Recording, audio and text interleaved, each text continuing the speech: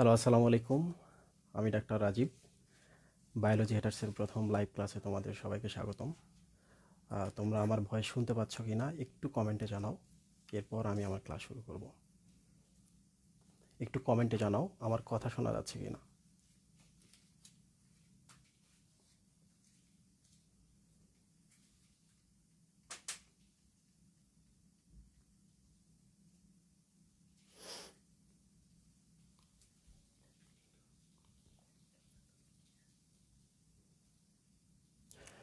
ওকে, ঠিক আছে, তোমরা সবাই চলে আসছো।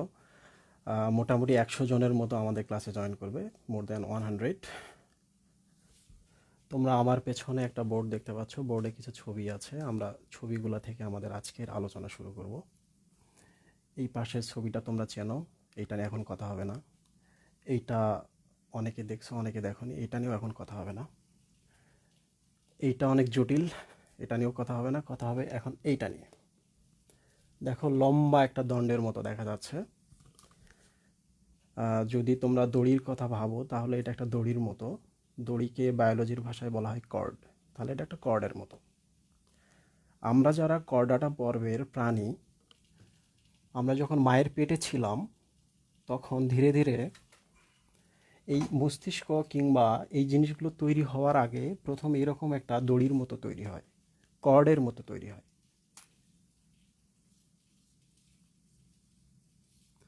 কর্ড, এটা হতে পারে নটোকর্ড, হতে পারে নার্ভ কর্ড, যে কোনো একটা। আমরা এখন যেহেতু মস্তিষ্ক পড়ছি, তাহলে আমরা এখন শুধুমাত্র নার্ভ কর্ড বা স্নায়ুরজ্জুর কথা ভাববো। তোমাদের একটা প্রশ্ন করি, তোমরা কমেন্টে অ্যান্সার করবো, আমি পরবর্তীতে দেখবো এগুলা। সেটা হচ্ছে, আমাদের জন্মের সময় প্রথম কোনটা তৈরি হয়? আমাদের মস্তিষ্ক তৈরি হয়, না এই যে মস্তিষ্কের নিচে একটা কর্ড দেখা যাচ্ছে এইটা তৈরি হয়? কোনটা আগে তৈরি হয়, আমাদের মস্তিষ্ক নাকি এই কর্ডটা? ওকে, আমি বলি, তোমরা অনেকেই জানো এটা। সেটা হচ্ছে, প্রথম যখন আমরা ধীরে ধীরে বড় হচ্ছি ভ্রূণে, তখন এরকম একটা দড়ির মতো ধীরে ধীরে লম্বা হয়, এটাকে বলা হয় কর্ড। যেহেতু এটা পরবর্তীতে স্নায়ু উদ্দীপনা পরিবহন করবে বা নার্ভের কাজ করবে, এই জন্য এটাকে আমরা বলি নার্ভ কর্ড। যখন কর্ডাটার বৈশিষ্ট্যগুলো পড়বা তখন দেখবা নার্ভ কর্ড কিংবা স্নায়ুরজ্জুর কথা বলা আছে। তাহলে প্রথমে এটা তৈরি হবে। এরপর এই যে মাথার দিকে দেখতেছো, এইটা প্রথমে এরকম ফুলে যাবে। ফুলে যাওয়া মানে হচ্ছে স্ফীত হওয়া। যখন স্ফীত হয়ে যাবে তখন ফুটবলের ভেতরে যেমন হঠাৎ করে যদি আমরা বাতাস বের করে নেই, তখন চারপাশ থেকে সংকুচিত হয়, ভেতরে গর্তের মতো হয়ে যাবে। এইটাকে বলা হচ্ছে ভাঁজ হয়ে যাওয়া। এই দেখো এখানে, এই কর্ডটা হচ্ছে এইটা সামনের দিকে এসে প্রথমে সে স্ফীত হয়েছে। স্ফীত হওয়ার পর এর ভেতর থেকে বাতাস বের করে নেওয়া হয়েছে, তখন এটা ভাঁজ ভাঁজ ভাঁজ ভাঁজ হয়ে গেছে। এইটা হয়ে গেল আমাদের মস্তিষ্ক। তাহলে এটা হচ্ছে মস্তিষ্ক। আর এই যে কাণ্ডটা যেটা দেখতে পাচ্ছ, এটার নাম হচ্ছে সুষুম্না কাণ্ড। তাহলে এইটা হচ্ছে বেসিক। দেন আমরা যেহেতু অনেক ডিপে আলোচনা করব, তাহলে এখনই আমি কথাটা বলে ফেলি। সেটা হচ্ছে, বই পড়ার সময় আমরা দুইটা টপিক বারবার পাই। একটা হচ্ছে কেন্দ্রীয় স্নায়ুতন্ত্র কী আর প্রান্তীয় স্নায়ুতন্ত্র কী, সেন্ট্রাল নার্ভাস সিস্টেম এবং পেরিফেরাল নার্ভাস সিস্টেম। দেখো, আমি দাঁড়ায় আছি, মাথা এখানে আছে, মাথার পেছন থেকে একটা লেজের মতো এই কর্ডটা চলে গেছে, লেজের মতো। তাহলে আমার শরীরের কেন্দ্র বরাবর এই দুইটা আছে। তাহলে মস্তিষ্ক এবং সুষুম্না কাণ্ড, কাণ্ড স্নায়ু নয়, সুষুম্না কাণ্ড, মস্তিষ্ক এবং সুষুম্না কাণ্ড এ দুটো হচ্ছে কেন্দ্রীয় স্নায়ু। এখন যদি কখনো এমন হয় মাথার ভেতর থেকে কিছু স্নায়ু বের হয়ে গেল, কিংবা কাণ্ড থেকে কিছু ডালপালা বের হয়ে গেল, তাহলে এই যে ডালপালা বের হচ্ছে, মাথার ভেতরে যে মস্তিষ্ক আছে এখান থেকে যে ডালপালাগুলো বের হয়ে যাচ্ছে, এগুলোকে বলা হচ্ছে প্রান্তীয় স্নায়ুতন্ত্র। পাশে আমি লিখে রাখছি কেন্দ্রীয় এবং প্রান্তীয়। ওকে, এখন একটু বলে রাখি, আজকে আমরা এত ডিপ আলোচনা করব না, যেটা আমাদের জানতে হবে সেটা আলোচনা করব। আর শেষের দিকে 15-20 মিনিট পর থেকে আমরা শুধু গল্প করব। গল্পে গল্পে কঠিন টপিকগুলো আমরা শিখবো আজকে। তাহলে গল্পের আগে কিছু কঠিন ব্যাপার আছে, এই ব্যাপারগুলো বা বেসিকগুলো আমি তোমাদের বলে শেষ করি। তাহলে মস্তিষ্ক এবং সুষুম্না কাণ্ড, মস্তিষ্ক সুষুম্না কাণ্ড, যদি এখান থেকে এরকম স্নায়ু বের হয় এবং এই কাণ্ড থেকে স্নায়ু বের হয়, এগুলো দেখো মাথা থেকে বের হয়ে আমাদের হাতের এদিকে চলে যাচ্ছে, কাণ্ড থেকে যেগুলো বের হচ্ছে আমাদের শরীরের সাইডে চলে যাচ্ছে। তাহলে আমাদের শরীরের এগুলো হচ্ছে প্রান্ত, আমাদের শরীরের 4-5টা হচ্ছে প্রান্ত। এই জায়গায় যদি একটা মশা কামড় দেয়, তার এই খবরটা আমাদের মাথায় চলে যাবে। তাহলে দেখো, যে কোনো খবর দেশে কি ঘটছে না ঘটতেছে সবগুলো শেষ পর্যন্ত চলে যায় প্রধানমন্ত্রীর কাছে। তাহলে এটা হচ্ছে প্রধানমন্ত্রী, এটা হচ্ছে প্রধানমন্ত্রী, আর এগুলো হচ্ছে গোয়েন্দা সংস্থা, প্রান্ত থেকে দেশের বিভিন্ন স্থান থেকে খবর নিয়ে আসতেছে। এই জন্য এটাকে বলা হচ্ছে প্রান্তীয়। আর যেহেতু শেষ পর্যন্ত খবরগুলো এখানে আসে, এরা সিদ্ধান্ত নিবে দেশের কি হবে। শরীরে একটা মশা বসে গেছে, এই মশাটাকে তুমি চর দিয়ে মেরে ফেলবা নাকি ফু দিয়ে উড়াই দিবা, এরা সিদ্ধান্ত নিচ্ছে। এই জন্য এদেরকে বলা হচ্ছে কেন্দ্রীয়। আসলে কেন্দ্র বরাবর আছে এজন্য নয়, কাজ করতেছে, প্রসেসিং করছে, এই জন্য এদেরকে বলা হয় কেন্দ্রীয় স্নায়ুতন্ত্র। শেষ। আমরা আর এই বিষয়ে আপাতত কোনো কথা বলবো না।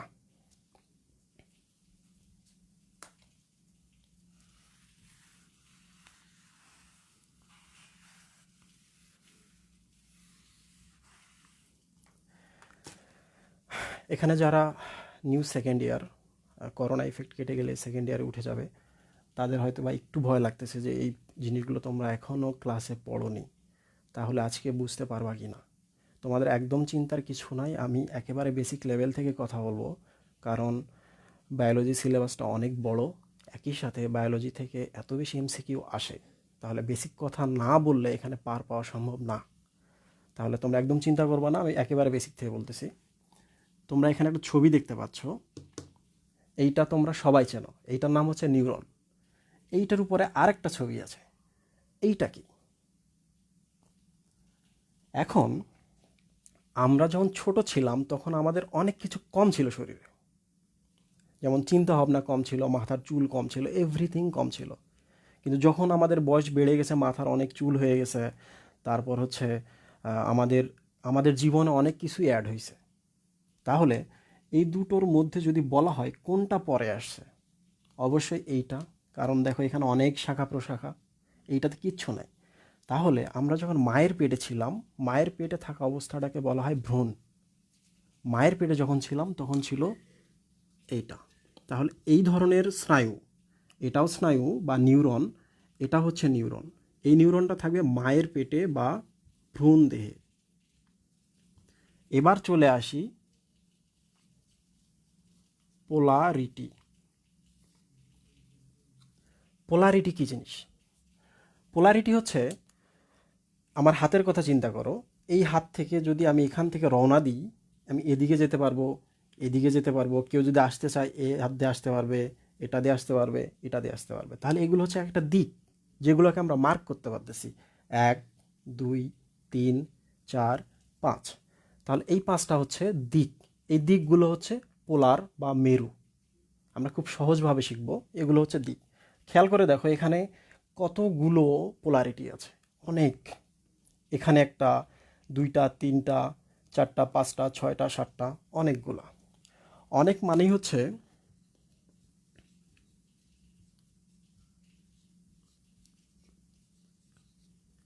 মাল্টি পোলার। এটা যদি মাল্টিপোলার হয়, এইটা কি হবে? দেখো, এই পাশে একটা রাস্তা, এই পাশে একটা রাস্তা, তাহলে এটা হচ্ছে ডাইপোলার। ডাইটাকে বায়োলজির ভাষা বলা হয় বাইপোলার।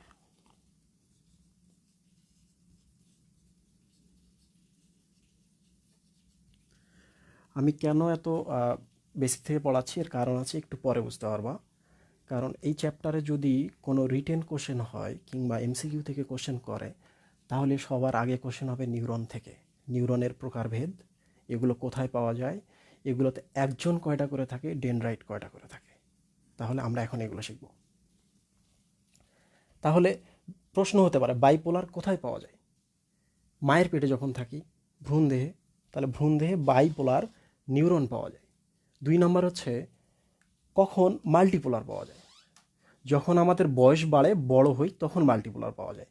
তাহলে প্রশ্ন হতে পারে আরও কত ধরনের পোলারিটি অনুযায়ী নিউরন আছে? টোটাল 5 ধরনের নিউরন আছে। 5 ধরনের নিউরন মনে রাখার জন্য আমি এখন একটা কৌশল দিব। আমি চাই তোমরা কখনো কৌশল অনুযায়ী পড়াশোনা করবে না।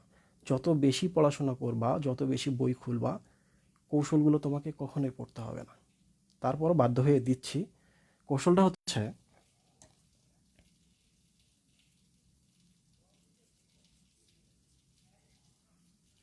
অ্যাপল,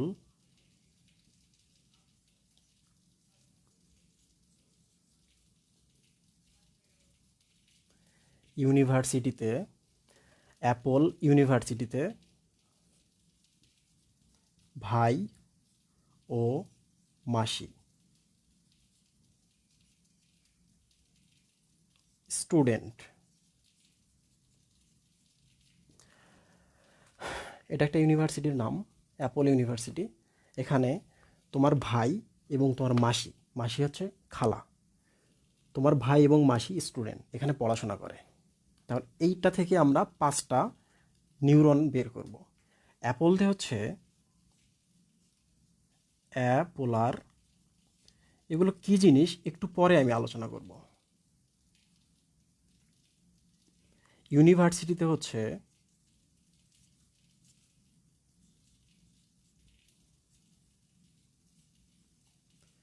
ইউনিপোলার, ভাই, ভাইতে হচ্ছে বাইপোলার,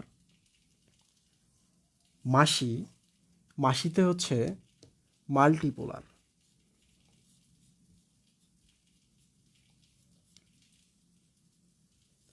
স্টুডেন্ট, স্টুডেন্টতে হচ্ছে সিউডো ইউনিপোলার। তাহলে আমরা পেলাম অ্যাপল ইউনিভার্সিটিতে ভাই ও মাসি পড়ে বা স্টুডেন্ট, স্টুডেন্ট থেকে হচ্ছে সিউডো ইউনিপোলার। তাহলে 5 ধরনের আছে। আমরা অলরেডি কিন্তু 2টা পাইছি, বাইপোলার পাইছি, মাল্টিপোলার পাইছি।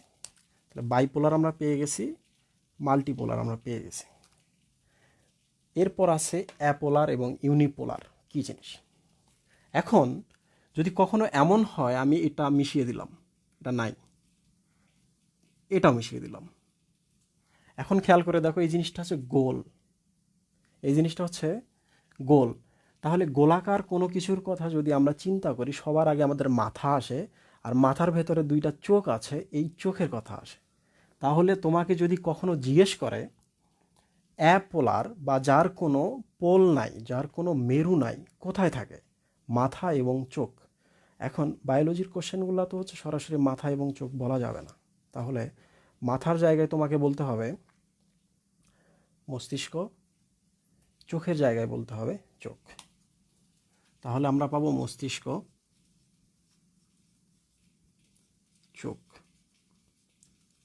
প্রশ্ন হতে পারে অ্যাপোলার নিউরন কোথায় পাওয়া যায়? মস্তিষ্কে পাওয়া যায়, চোখে পাওয়া যায়।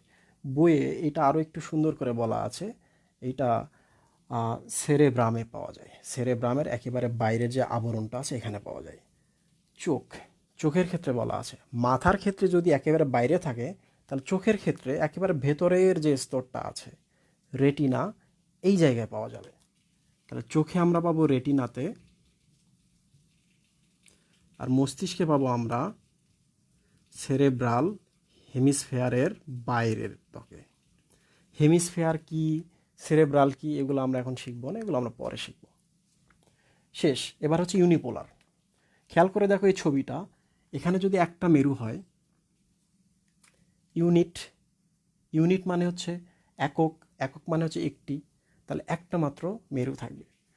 এখন মাথা যদি আমাদের সব কিছুর কেন্দ্র হয়, কেন্দ্র থেকে দেখো একটা সরলরেখা বের হয়ে চলে গেল। কেন্দ্র থেকে চলে যাওয়া মানেই তো হচ্ছে প্রান্তে চলে যাওয়া। তাহলে আমরা কোথায় পাবো এই ছবিটা? এই ছবির নিউরনটা আমরা কোথায় পাবো? প্রান্তে পাবো। প্রান্ত মানে হচ্ছে প্রান্তীয় স্নায়ুতন্ত্র।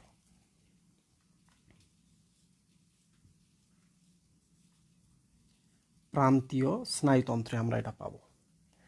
এরপর হচ্ছে বাইপোলার। বাইপোলারের ক্ষেত্রে আমি বলছি যে বাইপোলার পাওয়া যায় আমাদের ভ্রূণে। বাইপোলার পাওয়া যায় আমাদের ভ্রূণে। এরপর হচ্ছে মাল্টিপোলার। মাল্টিপোলার কোথায় পাওয়া যায়? এই যে আমরা বড় হয়ে গেছি, তাহলে আমাদের অনেক কাজ করতে হয়, অনেক চিন্তা ভাবনা করতে হয়, অনেক টেনশন করতে হয়। তাহলে সব কিছু চলার জন্য, সব কিছু করার জন্য আমাদের শরীরে অনেক বেশি এ ধরনের নিউরন থাকবে। তাহলে এটা আমাদের সমগ্র শরীরেই পাওয়া যায়। সমগ্র শরীর বলতে আমরা কয়েকটা নাম ফিক্স করে দিই: চোখ, কান, নাক, সংবেদী অঙ্গ। চোখ, কান, নাক। তোমরা যদি চাও যে চোখ, কান, নাকের কথা আমরা ভাববো না, কোনো সমস্যা নাই, বইতে আছে, দুই একবার পড়লে এটা মাথায় থাকবে। তাহলে এটা সমগ্র অঙ্গেই পাওয়া যায়।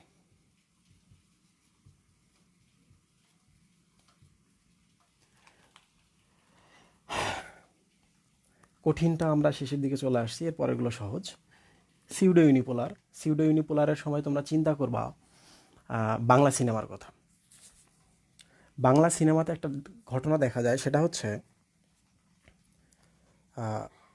যাদের একটা হাত নাই, তাদের ক্ষেত্রে একটা হাত শার্টের ভেতরে ঢুকায় পেছনে দিয়ে দেয়, একটা হাত মাত্র দেখা যায়, আর একটা হাত থাকে না।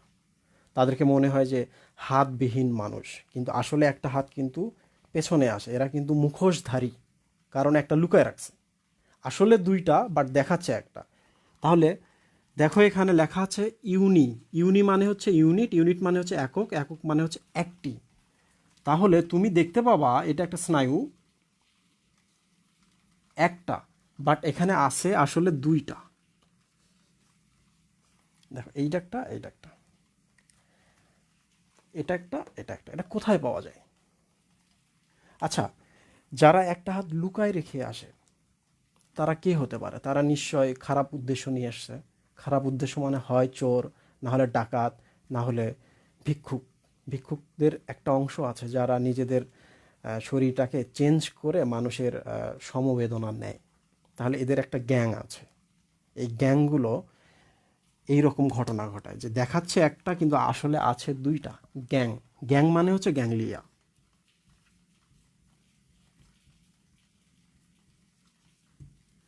গ্যাং মানে হচ্ছে গ্যাংলিয়া। এখন প্রশ্ন হচ্ছে গ্যাংলিয়া কী জিনিস? গ্যাংলিয়া নিয়ে আমি সবার শেষে প্রশ্ন করব, তোমরা শুধু আমাকে কমেন্টে এই কোশ্চেনটা পরবর্তীতে অ্যাড করে দিবা, আপাতত জানার দরকার নাই। গ্যাংলিয়াতে পাওয়া যায় সিউডো ইউনিপোলার। তাহলে সিউডো শব্দটা কি? সিউডো শব্দটা হচ্ছে মুখোশ, নকল, জাল বা ছদ্মবেশ। নকল, জাল, ছদ্মবেশ মানে তুমি যা দেখছো আসলে তা না। তাহলে সিউডো মানে হচ্ছে ছদ্ম। ছদ্ম, এক, মেরু। পোলার মানে হচ্ছে মেরু। পুরোটা আমি আরেকবার বলি। এ পোলার, যার কোনো পোলারিটি নাই। ইউনিপোলার, যার ক্ষেত্রে একটা মাত্র থাকবে, মূল দেহ থেকে কেন্দ্রের দিকে যাচ্ছে, এই জন্য ইউনিপোলার হবে। মূল দেহ বা কেন্দ্র থেকে বাইরের দিকে সে চলে গেল, এই জন্য ইউনিপোলার থাকবে প্রান্তীয় স্নায়ুতন্ত্রে। এরপর হচ্ছে বাইপোলার। বাইপোলার মানে হচ্ছে ভ্রূণে থাকবে। আমি প্রথম যে ছবিটা দেখিয়েছিলাম তোমাদের মনে আছে ওইটা। মাল্টিপোলার কোথায় থাকবে? সমগ্র দেহে। সমগ্র দেহ মানে হচ্ছে চোখ, নাক, কান। সিউডো ইউনিপোলার হচ্ছে ছদ্মবেশ কোথায় হবে? যারা গ্যাং তারা। তাহলে এটা গ্যাংলিয়াতে থাকবে। শেষ। একটা বেসিক কোশ্চেন, এই কোশ্চেনটা যদি গ্রুপে কখনো কোশ্চেন হয়, এই কোশ্চেনটা আমি সবসময় করব। সেটা হলো, ইউনিপোলারে কয়টা একজন থাকে? বাইপোলারে কয়টা একজন থাকে? মাল্টিপোলারে কয়টা একজন থাকে? সিউডো ইউনিপোলারে কয়টা একজন থাকে? তাহলে একজন শব্দটা আসলে ডেনড্রাইট শব্দটা চলে আসে। তাহলে এই ব্যাপারটা আমি 10 সেকেন্ডের মধ্যে শেষ করে দেব।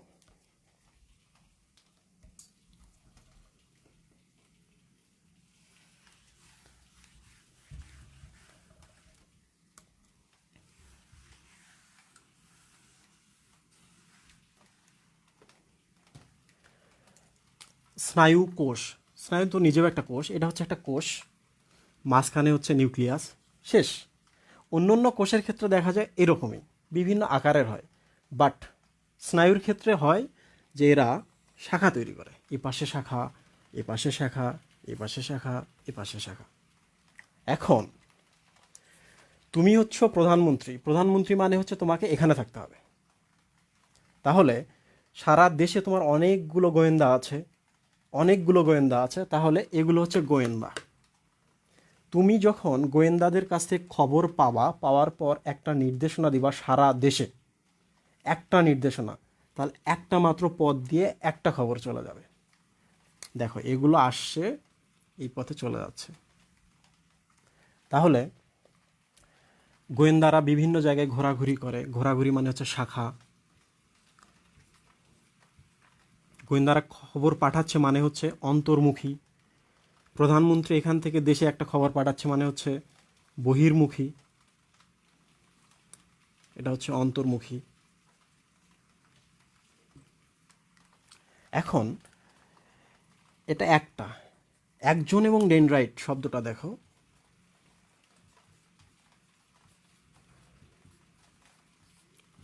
তোমরা বানানটা একটু দেখে নিবা। একজন এবং ডেনড্রাইট, একজন নাম দেখে বোঝা যাচ্ছে এটা একটি থাকে, তাহলে এইটা হচ্ছে একজন, আর বাকিগুলো হচ্ছে ডেনড্রাইট। পার্থক্য আসে এখান থেকে, একজন এবং ডেনড্রাইটের মধ্যে পার্থক্য লিখো, ছবি দেখেই তুমি বলতে পারবা। দেখো একজন খবর কোষ দেহে পাঠায়, এটা হচ্ছে দেহ, কোষ দেহ খবর পাঠাচ্ছে। আর ডেনড্রাইট কোষ দেহে খবর পাঠাচ্ছে। একজন কোষ দেহ থেকে আজ্ঞা পরিবহন করছে, মানে আজ্ঞা নির্দেশনা পাঠাচ্ছে, এটা হচ্ছে ডেনড্রাইট একজন। তাহলে ডেনড্রাইটের মাধ্যমে কোষ দেহে খবর আসতেছে, কোষ দেহ থেকে একজনের মাধ্যমে খবর চলে যাচ্ছে। দুই, ডেনড্রাইটগুলো হচ্ছে অন্তর্মুখী, ভেতরের দিকে আসতেছে খবর, অন্তর্মুখী। একজন হচ্ছে বহির্মুখী, বাইরে চলে যাচ্ছে। সবসময় ডেনড্রাইট বা গোয়েন্দারা সংখ্যায় অনেক হয়, সারা দেশে এরা বিচরণ করে। তাহলে গোয়েন্দারা বা ডেনড্রাইটের ক্ষেত্রে অনেক শাখা প্রশাখা আছে, কিন্তু একজনের ক্ষেত্রে কোনো শাখা প্রশাখা নাই। এরপর আরও দুটো শব্দ আছে, মোটর, সেন্সরি।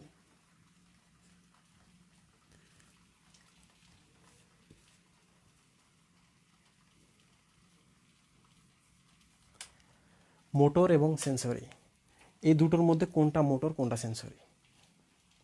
সেন্স, সেন্স মানে হচ্ছে উদ্দীপনা কিংবা সংবেদনশীলতা। একটা মশা কামড়াচ্ছে, এটা আমি বুঝতে পারলাম, এটা হচ্ছে সেন্স। তাহলে এটা আমার মাথায় আসতেছে, আসা মানে তো এটা। তাহলে ডেনড্রাইটগুলো হচ্ছে সেন্সরি, খবর নিয়ে আসে। মোটর, মোটর মানে হচ্ছে মোটাইল, মোটাইল। তোমরা জানো মোটাইল বা মোটিলিটি মানে হচ্ছে চলাচল করা। চলাচল করা মানেই হচ্ছে তুমি এটা কোনো নির্দেশনা দিলা, তাইলেই তো চলাচল করলো। মশা কামড়াচ্ছে, এখানে কিন্তু কোনো চলাচলের ব্যাপার নাই, কিন্তু এই হাত দিয়ে একটা চড় মারতেছো, তাহলে এই হাতটা কিন্তু চলতেছে। তাহলে এই হাতটার যে খবরটা আসলো সেটা হচ্ছে এইটা দিয়ে আসে, মোটাইল। মোটাইল থেকে হচ্ছে মোটর। তাহলে একজন হচ্ছে মোটর, ডেনড্রাইট হচ্ছে সেন্সরি, সেন্স নিয়ে আসে। শেষ। আহ, আজ এই পর্যন্তই, আর নিউরন কোনো পড়া লাগবে না। যে কোশ্চেনটা আমি করছিলাম এর আগে, সেটা হচ্ছে একজন কয়টা থাকে, ডেনড্রাইট কয়টা থাকে। ইউনিপোলারের ক্ষেত্রে, অ্যাপোলারের কথা বাদ দাও মাথা থেকে, ইউনিপোলারের ক্ষেত্রে একটা মাত্র শাখা থাকে। এখন প্রশ্ন হচ্ছে এটা একজন হবে না ডেনড্রাইট হবে, একজন হবে না ডেনড্রাইট হবে? ইউনিপোলারের ক্ষেত্রে একটা মাত্র শাখা, এটা একজন হবে না ডেনড্রাইট হবে? খুব সহজ, পরবর্তীতে এটা দুই শাখায় বিভক্ত হবে, একটা একজন হবে একটা ডেনড্রাইট হবে। কারণ একজন দিয়েও শুধু লাভ নাই, ডেনড্রাইট দিয়েও লাভ নেই, দুটোই হতে হবে। বাইপোলারের ক্ষেত্রে খুব সহজ, এখানে একটা একজন, ডেনড্রাইট একটা। মাল্টিপোলারের ক্ষেত্রেও দেখো একজন সবসময় একটা, আর বাকি সব ডেনড্রাইট। সিউডো ইউনিপোলারের ক্ষেত্রে এই যে এই ছবিটা, সিউডো ইউনিপোলারের ক্ষেত্রে দেখো একটা দেখা যাচ্ছে, কিন্তু এখানে একটা একজন আছে, এখানে একটা ডেনড্রাইট আছে। তাহলে একজন সব সময় একটা থাকবে, ওটা ইউনিপোলার হোক, বাইপোলার হোক, মাল্টিপোলার হোক, সিউডো ইউনিপোলার হোক, একজন সব সময় একটি, একজন একটি। শেষ। ডেনড্রাইট কয়টি তোমরা বুঝতেই পারছো, কোনটাতে কয়টা করে হবে। শেষ। এখন খুব ইম্পর্টেন্ট একটা টপিক নিয়ে আমরা আলোচনা করব, সেটা হচ্ছে মাঝে মাঝে কোশ্চেন করা হয়। কোশ্চেন হচ্ছে মাঝে মাঝে আমি কিছু কোশ্চেন পাই, আমাদের নিউরনগুলো বিভাজিত হতে পারে না, কিন্তু মাথা যেহেতু পুরোটা নিউরন, বিভাজিত যদি না হতে পারে তাহলে কিভাবে আমাদের ব্রেনে টিউমার হয়, কিভাবে ব্রেনে ক্যান্সার হয়, ব্রেনে কিভাবে টিউমার হয়, কিভাবে ক্যান্সার হয় যদি নিউরনগুলো বিভাজিত নাই হতে পারে? এটা একটা প্রশ্ন, খুব চমৎকার একটা প্রশ্ন। তাহলে এই প্রশ্নের উত্তর যদি আমরা জানতে চাই তাহলে আমাদের এখন পড়তে হবে নিউরন শেষ, এবার আমরা পড়ব নিউরোগ্লিয়া।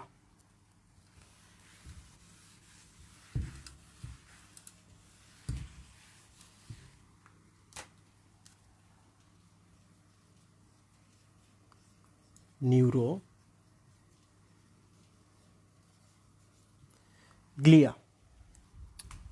খেয়াল করে দেখো, নিউরো মানে হচ্ছে নিউরন, গ্লিয়া মানে হচ্ছে সাহায্যকারী, গ্লিয়া মানে হচ্ছে সাহায্যকারী বা সাপোর্ট করছে, যে সাপোর্টিং কোষ।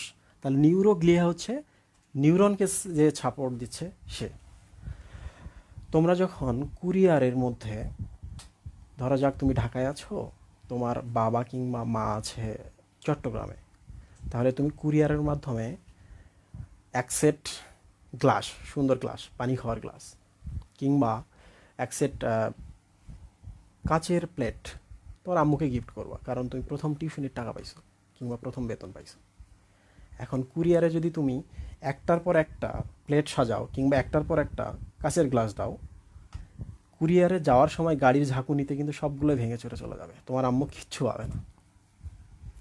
তাহলে কি করবা এই সময়? প্রত্যেকটা গ্লাসের ফাঁকে ফাঁকে তুমি যে পেপার দিয়ে দাও কিংবা তুষ দিয়ে দাও, তাহলে যত ঝাঁকি পাক একটা আর একটা গায়ে লাগবে না, এরা কখনো ভাঙবে না, তুষ কিংবা পেপার।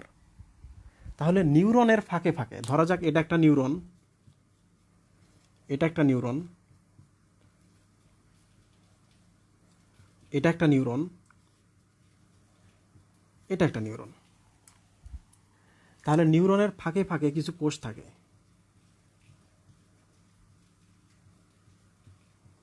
এই কোষগুলোর জন্য এটার সাথে এটা ধাক্কা খায় না, এটার সাথে এটা ধাক্কা খায় না, এটার সাথে এটা ধাক্কা খায় না। তাহলে দেখো সবগুলো তুমি কিন্তু কুরিয়ারে বাসায় পৌঁছাইতে পারবা। এই কোষগুলো সাপোর্ট দিচ্ছে, এই জন্য এগুলোকে বলা সাপোর্টিং কোষ বা গ্লিয়াল কোষ। পুরো নামটা হচ্ছে নিউরোগ্লিয়া। তুমি গ্লিয়াল কোষও বলতে পারো কিংবা নিউরোগ্লিয়াও বলতে পারো। ওকে, শেষ। এরা সাপোর্ট দিচ্ছে। নিউরোগ্লিয়া হচ্ছে 4 ধরনের, বইতে আছে, এটা মুখস্থ করার দরকার নাই, দুই একবার দেখলেই হবে। আমি লিখে দিচ্ছি।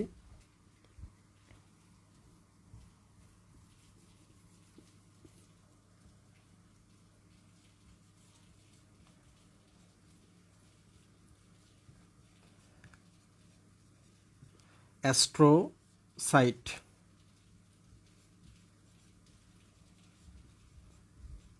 অলিগো ডেন্ড্রোসাইট,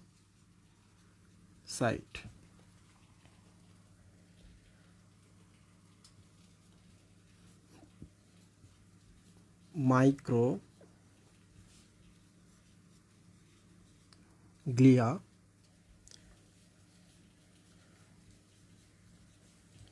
অ্যাপেনডাইমা। 4 ধরনের নিউরোগ্লিয়া আছে। এখন প্রশ্ন হচ্ছে, নামগুলো বইয়ে আছে, বিস্তারিত আর কিছু বলা নাই, তাহলে কেন এগুলো আমরা পড়বো? আসলেই পড়ার দরকার নাই, 4টা নাম জানলেই হয়। তবে একটা প্রশ্ন মাঝে মাঝে হয়, রক্তের মধ্যে জীবাণু প্রবেশ করলে এই জীবাণুটাকে কে ভক্ষণ করবে? আমরা জানি জীবাণু ভক্ষণ করে শ্বেতকণিকা। শ্বেতকণিকার মধ্যে একটা প্রকারভেদ হচ্ছে মোনোসাইট। মোনোসাইট হচ্ছে জীবাণুকে ভক্ষণ করে, এটাকে বলা হয় ফ্যাগোসাইটোসিস। তাহলে এই 4টার মধ্যে আমরা বের করব এই নামের সাথে কার নাম মিলছে। অ্যাস্ট্রো মিলছে না, অলিগোডেন্ড্রোসাইট মিলছে না, মাইক্রোগ্লিয়া, অ্যাপেন্ডাইমা, দেখো এইটার সাথে মিলে যাচ্ছে। তাহলে এটা হচ্ছে সাপোর্টিং কোষ বা গ্লিয়াল কোষ বা নিউরোগ্লিয়া, আকারে খুবই ছোট, অনেক ছোট। মতে মোনোসাইট, মতে মাইক্রোগ্লিয়া। তাহলে মাইক্রোগ্লিয়া আসলে মোনোসাইট, এরা রক্ত থেকে আসছে। রক্ত থেকে এসে ব্রেনের ভেতর বসে সে কী করছে? আমি আগেই বলছি এরা হচ্ছে সাপোর্টিং কোষ। সাপোর্টিং কোষ মানে হচ্ছে সাপোর্ট দিচ্ছে। মা মাইক্রোগ্লিয়া মায়ের মতো। তোমার মাথার মধ্যে জীবাণু চলে আসছে, ধরা যাক virus, Nipah virus. Nipah virus আক্রান্ত হলে কিছুদিন আগে এমন ছিল যে মানুষ মারা যাচ্ছিল। কিংবা ব্যাকটেরিয়া, মাথার মধ্যে ব্যাকটেরিয়া আসতেই পারে। তাহলে এই ব্যাকটেরিয়া কিংবা ভাইরাসটাকে খেয়ে শরীর থেকে তো আগে বের করে দিবে তোমার শরীর। কারা বের করে দিবে? মনোসাইট। এই মনোসাইট যখন মস্তিষ্কে আসে তার নাম কি হয়ে যায়? মাইক্রোগ্লিয়া। প্রশ্ন হতে পারে এখানে, কোন নিউরোগ্লিয়াটি মস্তিষ্কের ভেতরে জীবাণুকে ভক্ষণ করে? জীবাণু ভক্ষণ মানে হচ্ছে ফ্যাগোসাইটোসিস। কে ফ্যাগোসাইটোসিস করে? তার নাম হচ্ছে মাইক্রোগ্লিয়া। শেষ। বাকি যে তিনটা আছে, তিনটা এটা হচ্ছে দর্শক চাহিদা। তোমাদের যদি চাহিদা থাকে তাহলেই আমি এই তিনটা বলবো। ওকে, একটু বলি। তোমরা যখন ফিজিক্স পড়ো, ফিজিক্সে কিন্তু ছোট্ট একটা সাবজেক্ট, অল্প কিছু টপিক, এগুলো পড়লেই তোমরা ডাক্তার কিংবা ইঞ্জিনিয়ার হয়ে যাও। কিন্তু তোমরা যখন ফিজিক্স পড়ো, তোমাদের চিন্তা মাথার মধ্যে চলে আসে তুমি হয়ে গেছো কেপলার, তুমি হয়ে গেছো গ্যালিলিও, তুমি হয়ে গেছো নিউটন কিংবা আইনস্টাইন কিংবা হকিং। এগুলো দিয়ে তোমার পোষায় না। তোমাকে চিন্তা করতে হয় কিভাবে ব্ল্যাক হোল কাজ করে। ব্ল্যাক হোলের পাশাপাশি আর কি আছে? White whole. কিংবা তোমাকে চিন্তা করতে হয় টাইম মেশিন কীভাবে আবিষ্কার করা যায়, কিংবা হাইপার ডাইভ কীভাবে দেওয়া যায়। তোমার চিন্তাভাবনা এগুলা প্যারালাল ইউনিভার্স নিয়ে। আদতে এখন দরকার নাই। এখন কোনোভাবে শেষ করো, শেষ করে ইউনিভার্সিটি লেভেলে গিয়ে এগুলো পড়বা, প্রয়োজনে গবেষণা করবা। বিলিয়ন বিলিয়ন ডলার এগুলোর পেছনে তোমাকে দিয়ে দিবে। তাহলে এগুলোর আসলে আমাদের দরকার নাই।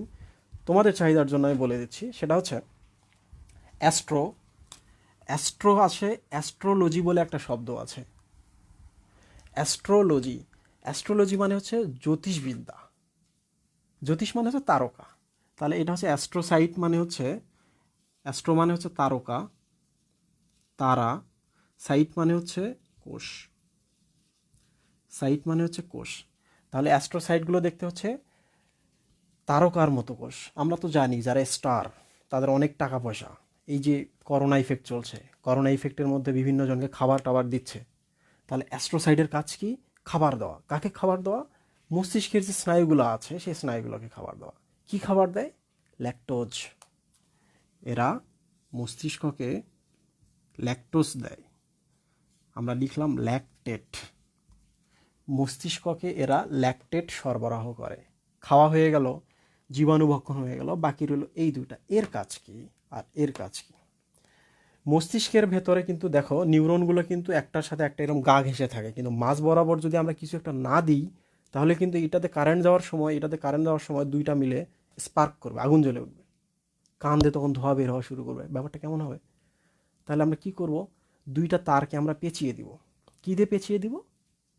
চর্বি দিয়ে। তাহলে দুইটা তারের মাঝখানে যদি আমরা চর্বি দিই বা তারগুলোকে আমরা চর্বি দিয়ে পেঁচাই দিই, তাহলে একটা নিউরনের সাথে আর একটা নিউরনের সংঘর্ষ হবে না, কান দিয়ে ধোয়া বের হওয়ার কোনো ব্যাপার নাই। তার এইটার নাম হচ্ছে চর্বি। তাহলে মস্তিষ্কে চর্বি তৈরি করে হচ্ছে অলিগোডেন্ড্রোসাইট। মস্তিষ্কের চর্বিকে বলা হয় মায়োলিন বা মায়েলিন। মায়োলিন, মায়োলিন মানে হচ্ছে চর্বি। মস্তিষ্কের চর্বিকে বলা হয় মায়োলিন। খুব খারাপ জিনিস এটা। এটা খুব খারাপ জিনিস মানে হচ্ছে ব্রেনটা খুব খারাপ জিনিস। ব্রেন খুব খারাপ জিনিস মানে হচ্ছে খাবারের মধ্যে তোমরা যারা একটু ওজন ঠিকঠাক আছে, একটু ওজন বেশি, তারা কখনোই মস্তিষ্ক বা ব্রেন বাজার থেকে আনলে খাবা না। খাসির মাংস কিংবা গরু মাংস এইসব খাবা, বাট মাথাটা খাবা না, খুব খারাপ। মায়োলিন খুব খারাপ। অলিগোডেন্ড্রোসাইট কী জিনিস আপাতত আমি বলবো না। এবার বাকি রইল অ্যাপেন্ডাইমা। অ্যাপেন্ডাইমা কী জিনিস? তুমি যখন একটা বাড়ি তৈরি করো তখন তোমার বাড়ির ভেতরে এই যে এই বাসাটা রং করা আছে, অনেক পুরান বাসা, রং করা আছে। বাইরে কি আছে থাক, এটা কোনো ব্যাপার না, ঘরের ভেতরে তো রং করতে হবে, থাকতে হবে। তাহলে এই যে ঘরের ভেতরে দেয়ালগুলো আছে তৈরি করতে হবে। অ্যাপেন্ডাইমা হচ্ছে মস্তিষ্কের ভেতরে যে ফাঁকা ফাঁকা জায়গাগুলো আছে, এইরকম ফাঁকা ফাঁকা জায়গা আছে, এটা পুরোটাই হচ্ছে ব্রেন, চারটা ফাঁকা জায়গা আছে। তাহলে এগুলো যে দেয়ালগুলো আছে এই দেয়ালগুলো তৈরি করে অ্যাপেন্ডাইমা। অ্যাস্ট্রোসাইটের কাজ কি? ল্যাকটোজ বা ল্যাকটেট খাওয়ায় নিউরনকে। অলিগোডেন্ড্রোসাইটের কাজ কি? চর্বি তৈরি করে। মাইক্রোগ্লিয়ার কাজ কি? জীবাণু চলে আসলে জীবাণুকে ভক্ষণ করে। অ্যাপেন্ডাইমার কাজ কি? দেয়ালগুলো তৈরি করে। শেষ। এখন প্রশ্ন হচ্ছে, নিউরন যদি বিভাজিত না হয় তাহলে কিভাবে টিউমার তৈরি হবে, কিভাবে ওটা ক্যান্সার তৈরি হবে? তোমরা দেখো মাথার ভেতরে কিন্তু এক নিউরন আছে, কিন্তু 4 ধরনের আরও আলাদা 4টি কোষ আছে। তাহলে এই 4টা কোষ তো বিভাজিত হতে পারে, এরাও তো কোষ। তোমরা তো জানো এগুলো সব কোষ, মনোসাইট তো কোষ। তাহলে এরা যদি বিভাজিত হওয়া শুরু করে, অস্বাভাবিক বিভাজনও হতে পারে। অস্বাভাবিক বিভাজন হলে কি হতে পারে? অনিয়ন্ত্রিত মাইটোসিসের টিউমারটা পরবর্তীতে ক্যান্সারও হতে পারে। তাহলে ব্রেন টিউমার কিংবা ব্রেন ক্যান্সার হয় নিউরন থেকে না, বরং নিউরনের ফাঁকে ফাঁকে যে নিউরোগ্লিয়াগুলো আছে, গ্লিয়া মানে সাপোর্টিং কোষ, এই সাপোর্টিং কোষগুলো থেকে।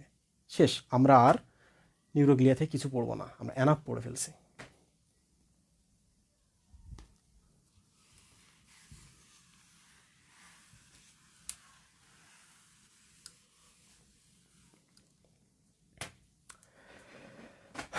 ওকে, 1 মিনিটের ব্রেক। 1 মিনিটে তোমাদের যে কমেন্টগুলো আছে তোমরা কমেন্টগুলো করতে থাকো, আমি 1 মিনিট পর আবার শুরু করবো। থ্যাংক ইউ সবাইকে।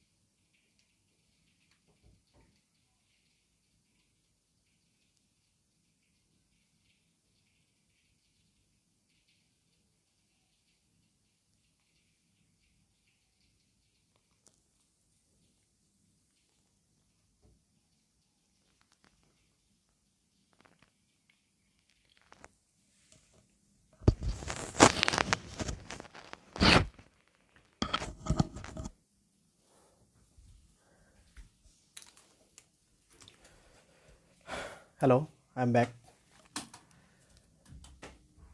কিছু কমেন্ট পড়লাম, কমেন্টের মধ্যে 1 নম্বর কমেন্ট হচ্ছে স্পষ্ট দেখা যাচ্ছে না। স্পষ্ট দেখা না যাওয়ার কারণ হচ্ছে বোর্ডটা একটু নড়াচড়া করতেছে, এটা নড়াচড়া করলে বারবার ফোকাস ডিফোকাস হচ্ছে, এই জন্য একটু সমস্যা হচ্ছে। আর বেশ কয়েকজন তোমরা ভিডিও এখনও দেখতে পাচ্ছ না, গ্রুপে ভিডিওটা থাকবে।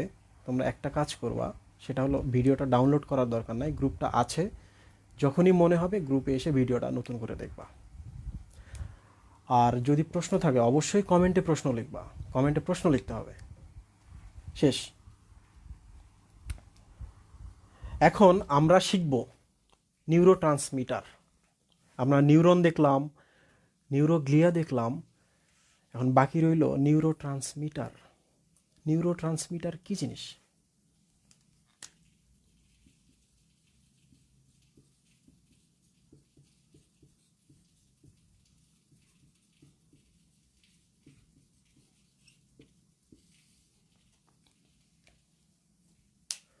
বুঝতেই পারতেছো, ট্রান্সমিটার মানে হচ্ছে ট্রান্সমিট করা। সরি, ট্রান্সমিটার মানে হচ্ছে যে ট্রান্সমিট করে। ট্রান্সমিট মানে হচ্ছে পরিবহন করে। নিউরন থেকে নিউরনে একটার পর একটা নিউরন সজ্জিত থাকে, একটা নিউরন থেকে আরেকটা নিউরনে যে খবর নিয়ে যায় তাকে বলা হচ্ছে নিউরো ট্রান্সমিটার। এগুলো কি জিনিস? এগুলো কিছু না, এগুলো রাসায়নিক পদার্থ। তো এখান থেকে কি পড়তে হবে? এখান থেকে পড়তে হবে 2 ধরনের নিউরো ট্রান্সমিটার আছে। আমরা তো প্রথমেই বলছি কেন্দ্রীয় স্নায়ুতন্ত্র এবং প্রান্তীয় স্নায়ুতন্ত্র।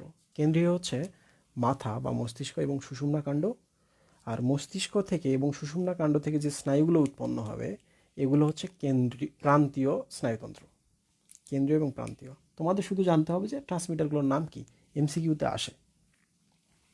এখন আমি তোমাদের বললাম নিউরো ট্রান্সমিটারও শিখতে হবে। এখন তোমাদের মধ্যে অনেকে বলতেছো, ওহ গড এগুলো শিখতে হবে, ওহ গড এগুলো শিখতে হবে, সরি, আহ গড, এইচ, আহ, গড হচ্ছে জি ডি, আহ গড এগুলো শিখতে হবে। তাহলে নিউরো ট্রান্সমিটার আছে দুই ধরনের।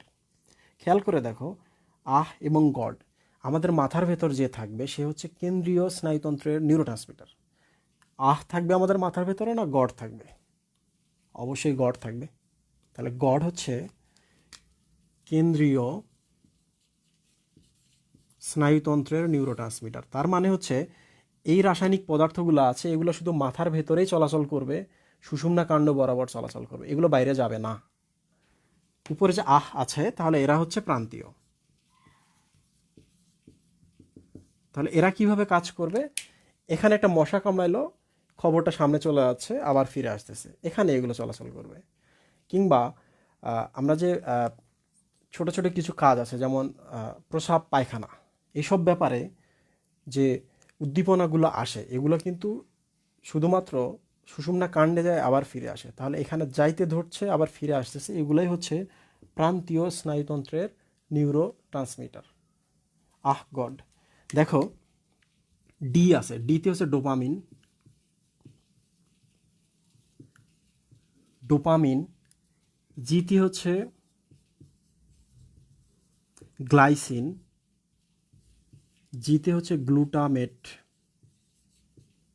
ডোপামিন, গ্লাইসিন, গ্লুটামেট, আরও একটা আছে গাবা।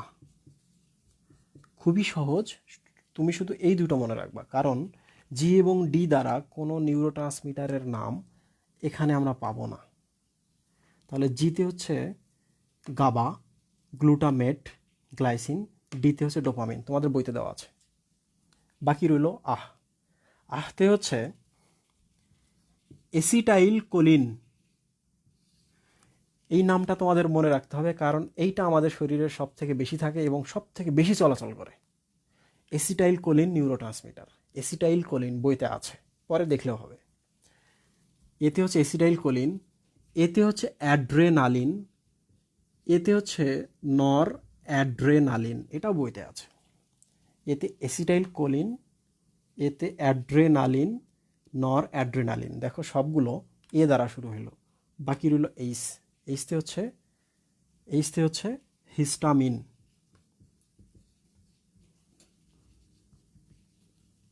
তোমরা যদি এখন এগুলো না দেখতে পাও, না বুঝতে পারো, টেনশনের কিছু নাই, বইতে আছে, সব টেক্সট বুকে আছে। এখন আমরা গল্প শুরু করব। গল্পে গল্পে আমরা পুরো বাকিটা শেষ করব আজকে। আমাদের আরে সময় লাগতে পারে 30 থেকে 40 মিনিট। তোমরা জাস্ট একটু কষ্ট করে বসে থাকো, কারণ বাকিগুলা বলতেও মজার, শুনতেও ভালো লাগে। ওকে, তাহলে এগুলো হচ্ছে একটা স্নায়ু থেকে আরেকটা স্নায়ুতে খবর নিয়ে যায়। এখন আমরা শিখবো কিভাবে খবরগুলো নিয়ে যাচ্ছে, একটা স্নায়ু থেকে আরেকটা স্নায়ুতে যাচ্ছে। এইটা আমরা গল্পে গল্পে শিখবো। এই গল্পের নাম হচ্ছে একজন রাজা ও নানা নাতির গল্প। একজন রাজা ও নানা নাতির গল্প। কিভাবে স্নায়ু উদ্দীপনা পরিবহন হয়, এই গল্পের নাম হচ্ছে একজন রাজা ও নানা নাতির গল্প।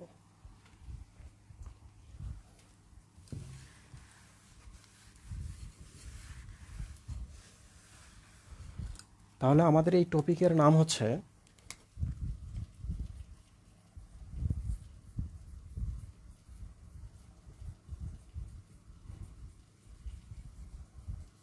উদ্দীপনা পরিবহন। তাহলে আমরা একটা স্নায়ু থেকে আরেকটা স্নায়ুতে উদ্দীপনা নিয়ে যাব, তাহলে আমরা দুইটা স্নায়ু আর্ট করব।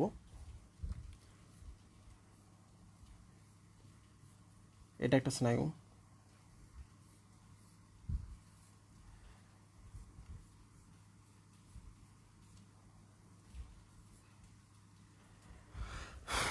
এটা একটা স্নায়ু। খবর নিয়ে যাব কোথায়?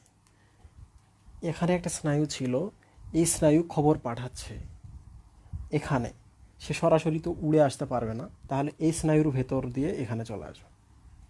কিভাবে আসবে? সে এখান থেকে খবরটা পাঠালো একে, সমস্যা হয়ে গেল, এই জায়গায় খবরটাকে আটক করে ফেলছে।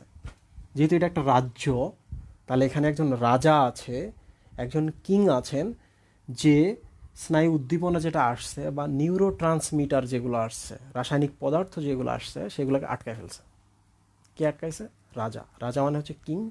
কিং মানে হচ্ছে KING, কে দ্বারা শুরু হয়। কে হচ্ছে পটাশিয়াম আয়ন। তাহলে এখানে আছে পটাশিয়াম আয়ন। এগুলো যদি আমরা একটু বড় করে আর্ট করতে পারতাম তাহলে বোঝা যেত। ধরা যাক এখানে আছে কিং, এই যে কিং, রাজা, পটাশিয়াম আয়ন। অনেক কাল আগে রাজা রাজ্যের নিয়ম শৃঙ্খলা ভঙ্গের জন্য এক নানা এবং তার দুই নাতিকে বের করে দেয় রাজ্য থেকে। একজন নানা, তার দুই নাতি, নাতির নাম হচ্ছে কালা এবং কালু। কালা, কালু। রাজা হচ্ছে পটাশিয়াম আয়ন, কিং হচ্ছে পটাশিয়াম আয়ন, নানা হচ্ছে না, সোডিয়াম আয়ন, কালা এবং কালু। কালা হচ্ছে ক্লোরাইড আয়ন, কালু হচ্ছে Ca, কালু হচ্ছে ক্যালসিয়াম আয়ন। এখন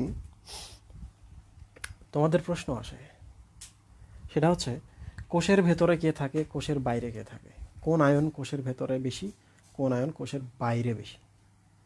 ছবি দেখেই বুঝতে পারতেছো কিং সবসময় কোষের ভেতরে থাকবে, তাহলে কোষের ভেতরে সবসময় পটাশিয়াম আয়নের পরিমাণ বেশি। কোষের বাইরে আছে সোডিয়াম আয়ন, নানা তো বাইরে, রাজ্যের বাইরে, তাহলে সোডিয়াম আয়ন সবসময় কোষের বাইরে থাকবে। কিন্তু প্রশ্ন হলো,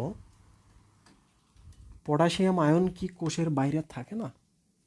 আবার সোডিয়াম আয়ন কি কখনো কোষের ভেতরে থাকে না? থাকে। আসলে বাক্যটা এমন হবে যে পটাশিয়াম আয়ন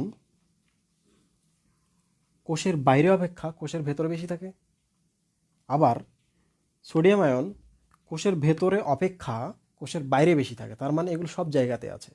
সোডিয়াম আয়ন বাইরে বেশি, পটাশিয়াম আয়ন ভেতরে বেশি। তোমাকে আমি দুটো সংখ্যা দিলাম, 25 এবং 10, দুইটা টাকা।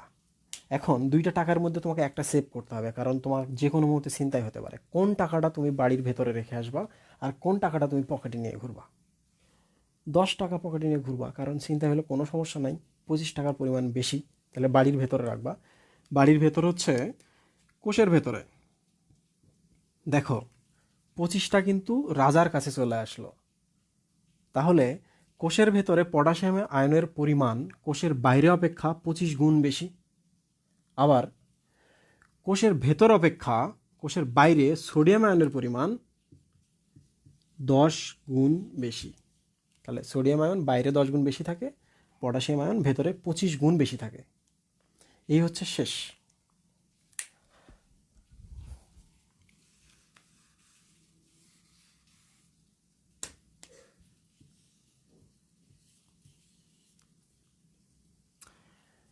আমি কিছু বেসিক কথা এখানে বলি।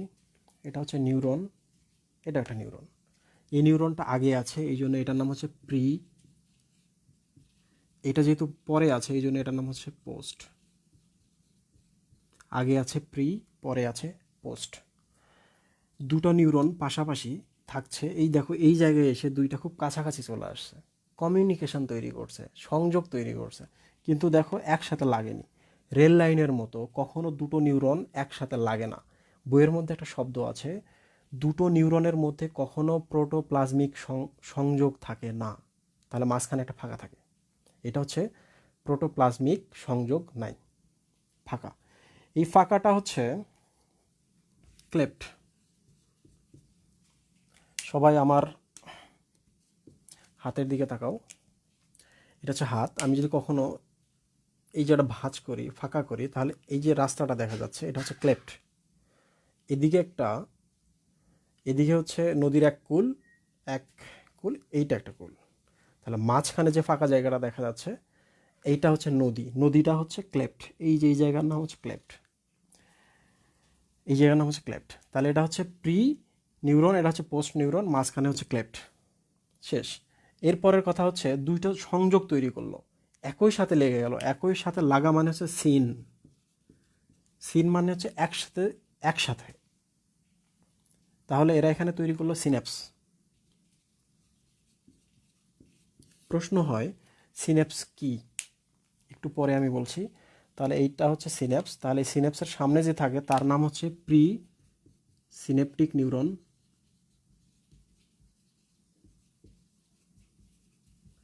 পরে যে থাকে তার নাম হচ্ছে পোস্ট সিনেপটিক নিউরন। মাঝখানটা হচ্ছে ক্লেফট। এই ক্লেফট কতটুকু এটা আমাদের জানতে হবে। এটা হচ্ছে 20 ন্যানোমিটার, বইতে আছে 20 থেকে 30।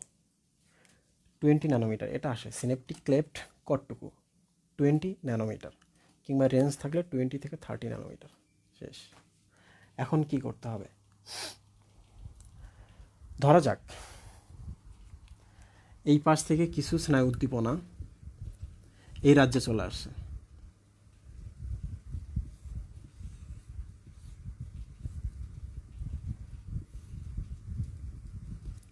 এই রাজ্যে চলে আসছে।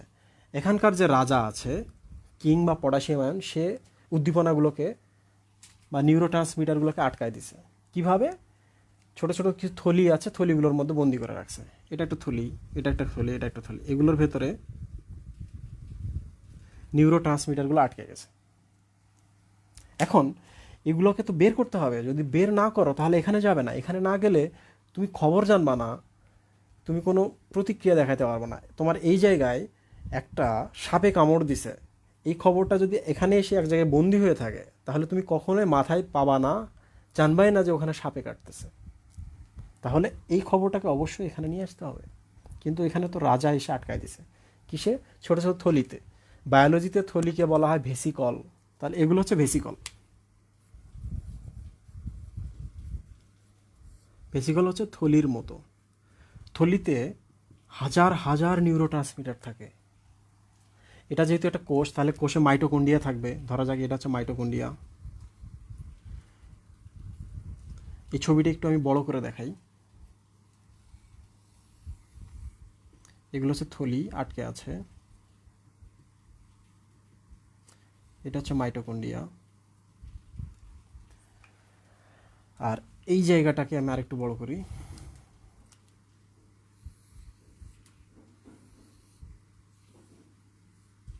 তাহলে কোনোভাবে এখান থেকে পার করে এখানে নিয়ে আসতে হবে। কীভাবে নিয়ে আসবা? এখন রাজা ভেতরে আছে। নানা নাতি যারা ছিল, নানা, কালা, কালু, সোডিয়াম ক্লোরাইড এবং ক্যালসিয়াম আয়ন, এরা বাইরে আছে। ভেতরে আছে রাজা।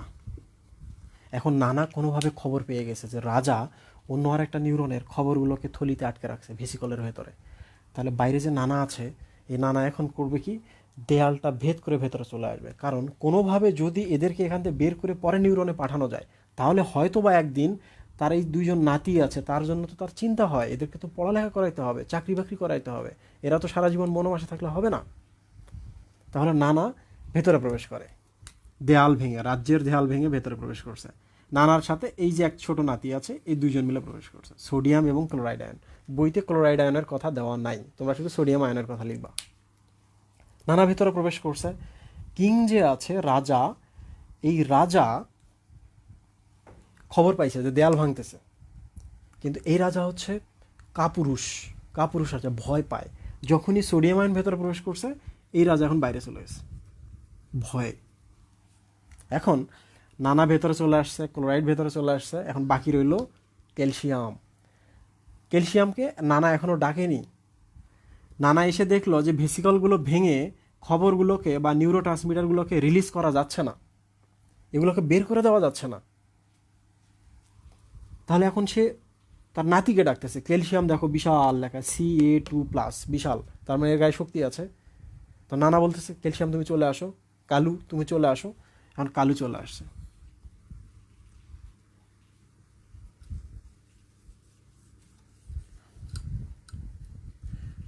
ভেতরে কালু চলে আসছে। Calcium ion. ক্যালসিয়াম আয়ন ভেতরে এসে দেখে যে আসলেই তো ভেসিকলগুলোকে ভাঙা যাচ্ছে না, ভাঙতে গেলে অনেক শক্তি লাগবে, তাহলে শক্তির জন্য সে কোথায় যাবে? শক্তির পাওয়ার হাউস কাকে বলা হয়? মাইটোকন্ড্রিয়া। তাহলে সে মাইটোকন্ড্রিয়াতে চলে যাবে। মাইটোকন্ড্রিয়াতে কি আছে? শক্তি। শক্তি মানে কি? এটিপি। তাহলে এখান থেকে সে এটিপি নিয়ে আসবে। এটিপিটার ভেতরে শক্তি আছে, এটিপিটা ভাঙলে শক্তি বের হবে, এই শক্তিটা দিয়ে সে ভেসিকলগুলোকে ভেঙে নিউরো ট্রান্সমিটারগুলোকে বাইর করে নিয়ে যাবে। এখন সে আসলো, আসার পর এটিপি নিচ্ছে। এটিপিকে ভাঙতে গেলে একটা স্পেশাল এনজাইম লাগে, এটার নাম হচ্ছে এটিপিএজ। তাহলে মাইটোকন্ড্রিয়া থেকে এটিপি নিয়ে আসলো সে, এখান থেকে এটিপি সাথে এটিপিএজ এনজাইমটা নিয়ে আসলো। আসার পরপরই থলিটা হয়ে গেল বিচ্ছিন্ন। থলিটা যদি বিচ্ছিন্ন হয়ে যায় তাহলে নিউরো ট্রান্সমিটারগুলো সব এই পাশে বের হয়ে এই যে ফাঁকা জায়গায় নদীতে চলে আসবে, ক্লেপ্ট, সিনেপটিক ক্লেপ্টে চলে আসবে। ক্লেপ্টে আসার পর এই যে দেখতেছো এই জায়গা, এরা হাত বাড়ায় আছে এখানকার পাবলিক, যে তুমি আসো আমার হাতটা ধরো, আমি তোমাকে টেনে ভেতরে প্রবেশ করাচ্ছি। তাহলে এরা এসে এই জায়গাগুলোতে জয়েন করবে। এই যে জয়েন করলো তার মানে এই দেয়ালে কিছু না কিছু আছে হাতের মতো, এগুলোকে বলে রিসেপ্টর। একজন প্রশ্ন করছে রিসেপ্টর কী জিনিস? রিসেপ্টর শব্দটা হচ্ছে রিসিপশন থেকে আসছে। রিসিপশন মানে হচ্ছে যে গ্রহণ করছে। তাহলে এখানে গ্রহণ করার জন্য একজন আছে। তাহলে নিউরোট্রান্সমিটারগুলো আসলো এই দেয়ালে, এরা হাত বাড়ায় আছে, ওরা আসলে এরকম করে ধরছে, এরকম করে। তাহলে দেখো এইটা এবং হাতের মধ্যে একটা বন্ধন তৈরি হয়েছে। এই বন্ধনটা যখন তৈরি হবে, দুই দলের যখন ভালোবাসা হবে, যারা পালায় আসছে এবং এই দলে যারা আছে, তখন কি হবে? তখন এখানকার মানুষজন ভাববে যেহেতু বন্ধন তৈরি হয়েছে, ভালোবাসা তৈরি হয়েছে, এখন বর্ডার খুলে দাও। বর্ডার এখন খুলে যাবে, বর্ডার খুলে এগুলো ভেতরে প্রবেশ করবে। বর্ডার খুলে ভেতরে প্রবেশ করলো। আর ভেতরে যখন প্রবেশ করবে তখন এখানকার যে রাজা আছে, এখানে সেম আগের মতো ঘটনা ঘটবে। এখানকার রাজা হঠাৎ করে ভাববে দেশের মধ্যে এত রোহিঙ্গা চলে আসছে, বর্ডার ভেঙে এত চলে আসছে, এখন আমি দেশে সামলাবো কীভাবে? রাজা ভয়ে বাইরে হয়ে চলে যাবে আগের মতো। রাজা যদি ভয়ে বাইরে হয়ে চলে যায় তাহলে এখন নানা, সোডিয়াম আয়ন, ক্লোরাইড আয়ন এবং পরবর্তীতে ক্যালসিয়াম আয়ন আসবে। কি করবে? ওই আগের মতো ঘটনা, এই রাজা তো এদেরকে বন্দি করে রাখছিল রোহিঙ্গাদের, ওরা এসে আবার মুক্ত করে করে পরের নিউরনে পাঠিয়ে দিবে। খুব সিকোয়েন্সিয়াল। তার এই হচ্ছে নানা নাতির গল্প। প্রথমে ট্রান্সমিশনকে আটকানো হয়েছিল, পটাশিয়াম ভেতর থেকে বাইরে চলে যায়, সোডিয়াম ভেতর প্রবেশ করে। সোডিয়াম একা পারে না, কালুকে ডাকে। কালু এসে একা পারে না, সে মাইটোকন্ড্রিয়ার কাছে শক্তি আনতে চায়, এটিপি এবং একটা এনজাইম এটিপিএজ। এসে সে ভেসিকলগুলোকে ভেঙে ফেলে, ভেসিকলগুলোকে ভাঙলেই এরা বাইরে চলে আসে। এরা যখন এখানে চলে আসে, এগুলা পোস্ট সিনেপটিক নিউরনের ঝিল্লিতে কিছু রিসেপ্টর বা গ্রাহক আছে, গ্রাহকের সাথে লাগে। লাগার পর এখানকার ভেদ্যতা বেড়ে যায়। ভেদ্যতা বেড়ে গেলে এরা ভেতরে প্রবেশ করতে পারে। আবার আগের মতো ঘটনা, এরা আবার এখানে বন্দি হবে। এরা যদি এখানে বন্দি হয়, নানা চলে আসবে, পরবর্তীতে CA2+ আসবে, ক্যালসিয়াম, আবার পটাশিয়াম বাইরে চলে যাবে। সেম ঘটনা, এরা পরে নিউরনে যাবে, ওখান থেকে আরেকটা নিউরনে চলে যাবে, এইভাবে ট্রান্সমিট হয়। এই হচ্ছে রাজা, নানা এবং কালাকালুর গল্প। ব্যাপারটা একটু জটিল, তোমরা যখন বইতে পড়বা তখন তোমাদের খুব সহজ মনে হবে। এখন আমি এখানে আরও জটিল 3টা টপিক নিয়ে কথা বলতেছি। তোমরা যদি এর আগে কিচ্ছু না জেনে থাকো কোনো সমস্যা নাই, খুব সহজ।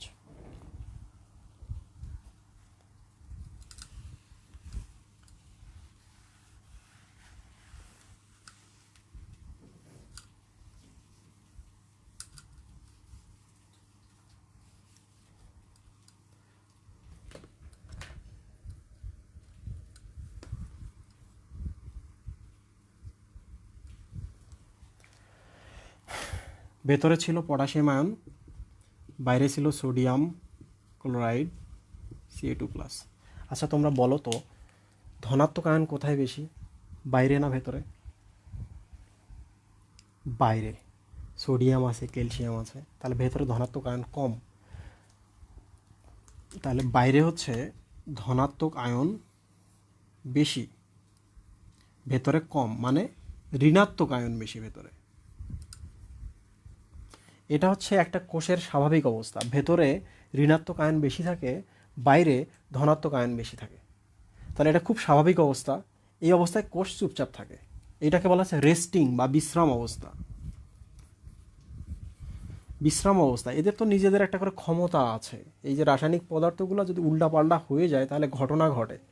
এটা তাদের ক্ষমতাকে বলা হয় পাওয়ার, পাওয়ারকে বায়োলজির ভাষায় বলা হয় পটেনশিয়াল। তাহলে এটার নাম হচ্ছে রেস্টিং পটেনশিয়াল। তাহলে রেস্টিং পটেনশিয়াল কি জিনিস? নিউরনের ভেতরে ঋণাত্মক আয়নের পরিমাণ বেশি এবং বাইরে ধনাত্মক আয়নের পরিমাণ,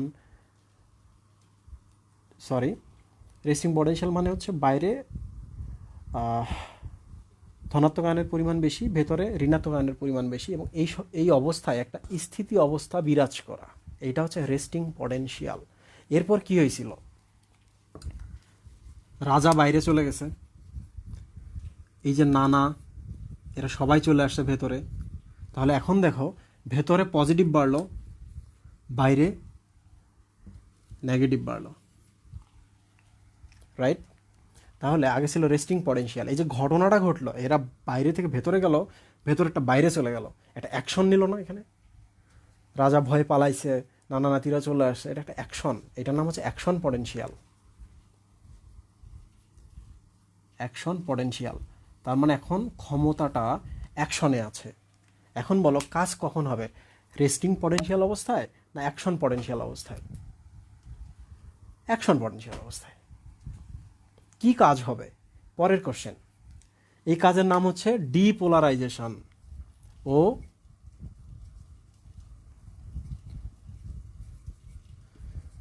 রিপোলারাইজেশন।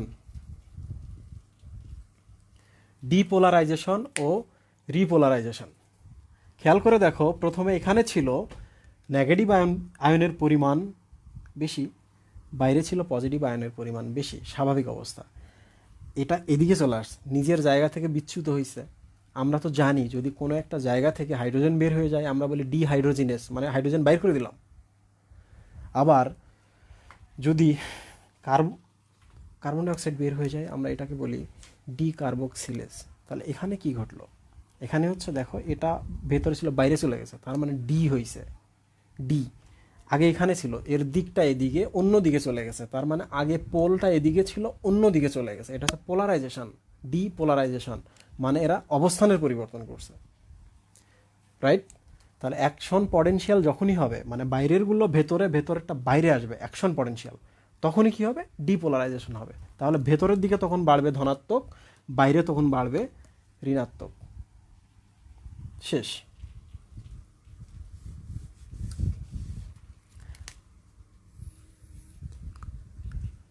ভেতরে নানা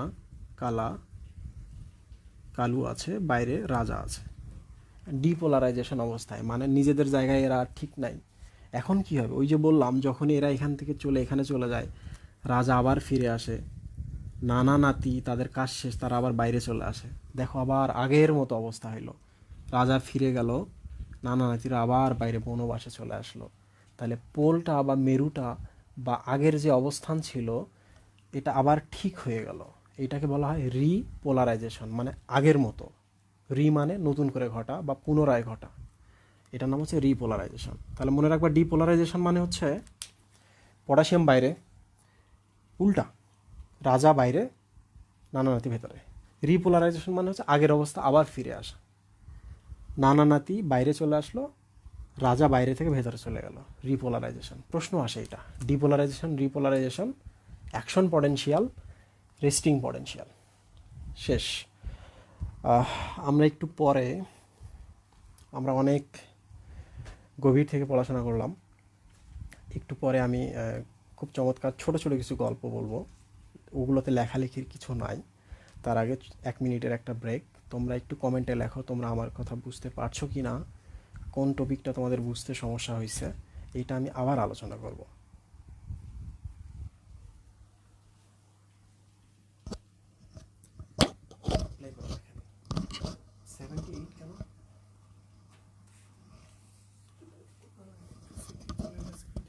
ওকে।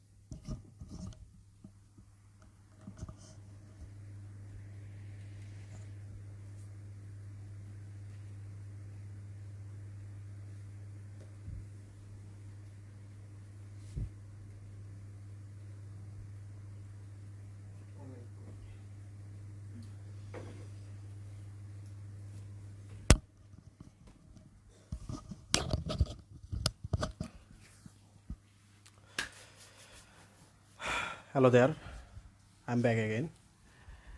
এখন আমরা খুব কঠিন জিনিস খুব সহজ করে শিখব গল্পে গল্পে। এখন আমরা শিখব মস্তিষ্কের বিভিন্ন অংশের কাজগুলো, কারণ এগুলা তোমাদের এমসিকিউতে আসে। বিভিন্ন অংশের কাজগুলো আমরা শিখব।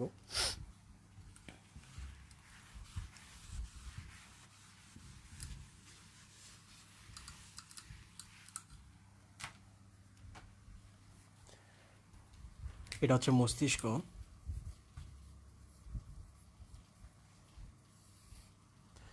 মস্তিষ্কের তিনটা অংশ আছে। একটা হচ্ছে অগ্র মস্তিষ্ক, মধ্য মস্তিষ্ক এবং পশ্চাৎ মস্তিষ্ক।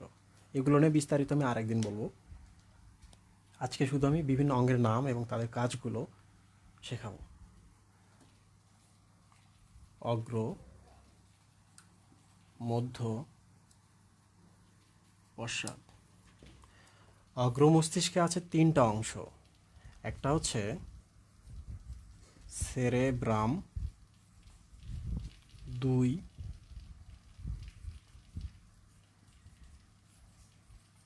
Thalamus, 3 hypothalamus.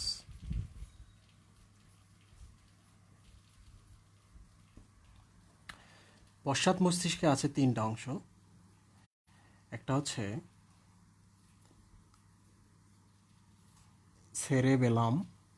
সেরেবেলাম, মেডুলা, পুরো নাম হচ্ছে মেডুলা অবলঙ্গাটা, ছোট করে লিখলাম। আর একটা হচ্ছে পন্স। আচ্ছা, আমি এখানে লিখি এটা পন্স। মধ্য মস্তিষ্কে আছে তিনটা অংশ। একটা হচ্ছে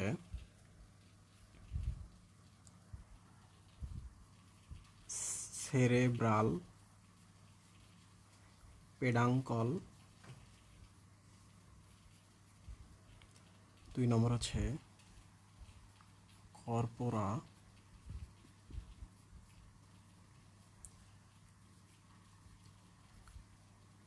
কোয়াড্রি জেমিনা, এবং আরেকটা হচ্ছে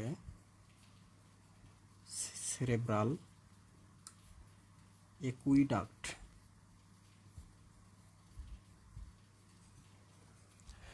এখানে 9টা নাম আছে।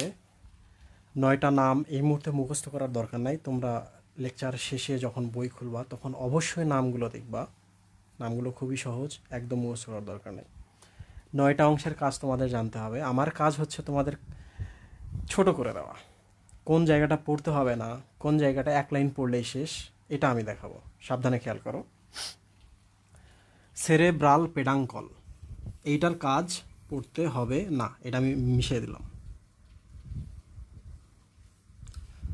কেউ যদি জিজ্ঞেস করো সেরেব্রাল পেডাঙ্কল কি জিনিস, তাহলে বলি পেডাঙ্কল মানে হচ্ছে একটা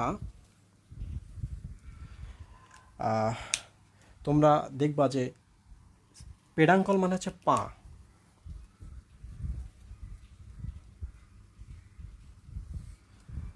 পোডোস থেকে পেডাঙ্কল আসে। পেডাঙ্কল মানে হচ্ছে পা।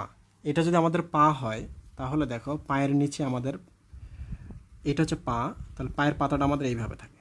এটা হচ্ছে পায়ের পাতা। এটা আরও একটা জিনিসের সাথে মিলে যায়, সেটা হলো এটা হচ্ছে ফলের বোটা আর এটা হচ্ছে ফল। তার মানে আমি যখন হাওয়াই মিঠাইয়ের কথা চিন্তা করি, এটা হচ্ছে লাঠি, এটা হচ্ছে হাওয়াই মিঠাই। তাহলে এই লাঠিটাই হচ্ছে হাওয়াই মিঠাইটা, সব পুরোটাকে বলা হয় পেডাঙ্কল, সেরেব্রাল পেডাঙ্কল। এরপর চলে আসি আমরা কর্পোরা কোয়াড্রিজেমিনা। কোয়াড্রি মানে দেখতেই বুঝতে পারতেছ, কোয়াড্রি মানে হচ্ছে 4 কোণাকার। এটা কি জিনিস জানার এখন দরকার নাই, এটার কাজও পড়তে হবে না।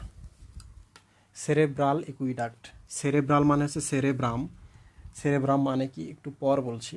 সেরেব্রাম একুইডাক্ট শব্দটাকে আমরা ভাগ করে ফেলি। একুই মানে হচ্ছে একুয়া, একুয়া মানে হচ্ছে তরল। ডাক্ট, ডাক্ট মানে হচ্ছে নালী। একুই মানে হচ্ছে একুয়া, একুয়া মানে হচ্ছে তরল। ডাক্ট মানে হচ্ছে নালী, তাহলে যে নালী পথে তরল পরিবাহিত হবে, কোথাকার তরল? সেরেব্রামের তরল, নামের আগেই বলা আছে। তাহলে সেরেব্রামের তরল যে নালী পথে পরিবাহিত হবে তার নাম সেরেব্রাল অ্যাকুইডাক্ট। এইটা হচ্ছে আমাদের মাথা, মাথার ভেতরে 4টা ফাঁকা জায়গা আছে, এই ফাঁকা জায়গাগুলোর নাম হচ্ছে ভেন্ট্রিকল। ভেন্ট্রিকল কী জিনিস আজকে পড়াবো না। এই যে এখানে দেখো যে এইটা একটা ফাঁকা জায়গা, এটা একটা ফাঁকা জায়গা, এই দুইটা ফাঁকা জায়গার মাঝখানে একটা নালী থাকে। এই নালীটা দিয়ে এখানকার তরলগুলা, মস্তিষ্কে যে তরল থাকে তার নাম হচ্ছে সিএসএফ। এটা কী জিনিস তোমরা পড়লেই বুঝতে পারবো, আমি আবার পড়াবো, সমস্যা নাই। এই নালী পথে এই 3 নাম্বার জায়গা থেকে 1 2 3 3 নাম্বার ফাঁকা জায়গাটা থেকে 4 নাম্বার ফাঁকা জায়গাটায় আসে। এই নালীটার নাম হচ্ছে সেরেব্রাল একুইডাক্ট। একুই মানে হচ্ছে তরল, ডাক্ট মানে হচ্ছে নালী। এই যে নালী, এখানকার তরল এখানে আসতেছে, তাহলে এই জায়গাটা সেরেব্রামের ভেতরে আছে, তাহলে সেরেব্রামের ভেতর থেকে এখানে আসে, সেরেব্রাল একুইডাক্ট। শেষ।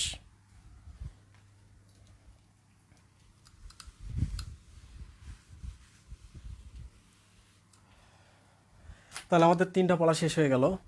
এগুলার কিচ্ছু জানতে হবে না, আমি এমনিতে তোমাদের বললাম এগুলা। বাকি রইলো এগুলা আর এগুলা, এটা আমি কালকে পড়াবো, এগুলো এখন আমি পড়াবো।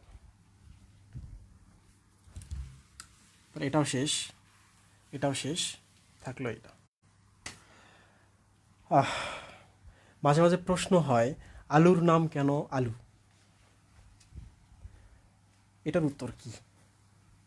এখন যে লোক সর্বপ্রথম এই সবজিটা আবিষ্কার করছে উনি যদি বলতো আলুর নাম হচ্ছে ডায়মন্ড, তাহলে আমরা বলতাম চলো খেতে। ডায়মন্ড বের করে নিয়ে আসি, কিংবা মাটির নিচ থেকে ডায়মন্ড তুলে নিয়ে আসি। পত্রিকায় এরকম আসতো যে ডায়মন্ডের কেজি 3 টাকা, কৃষক ন্যায্য দাম না পেয়ে রাস্তায় ডায়মন্ড ফেলে দিয়েছে। এই হচ্ছে নামকরণের ইতিহাস, তাহলে এটার নাম ডায়মন্ড হতে পারত। বাট এখানে কথা হচ্ছে সেরেব্রামের আসলেই কোনো অর্থ আছে কি না? হ্যাঁ, সেরেব্রামের অর্থ আছে। আমরা তো এগুলা ব্রেন বা মস্তিষ্কের অংশ হিসাবে পড়ছি, ব্রেন বা মস্তিষ্কের অংশ হিসাবে পড়ছি, তাহলে এই নামগুলোর সাথে ব্রেনের একটা সম্পর্ক থাকবে। সেরেব্রাম মানেই হচ্ছে ব্রেন, এবার বুঝতে পারছো? সেরেব্রাম মানেই হচ্ছে ব্রেন। এরপর হচ্ছে থ্যালামাস। থ্যালামাস মানে কি?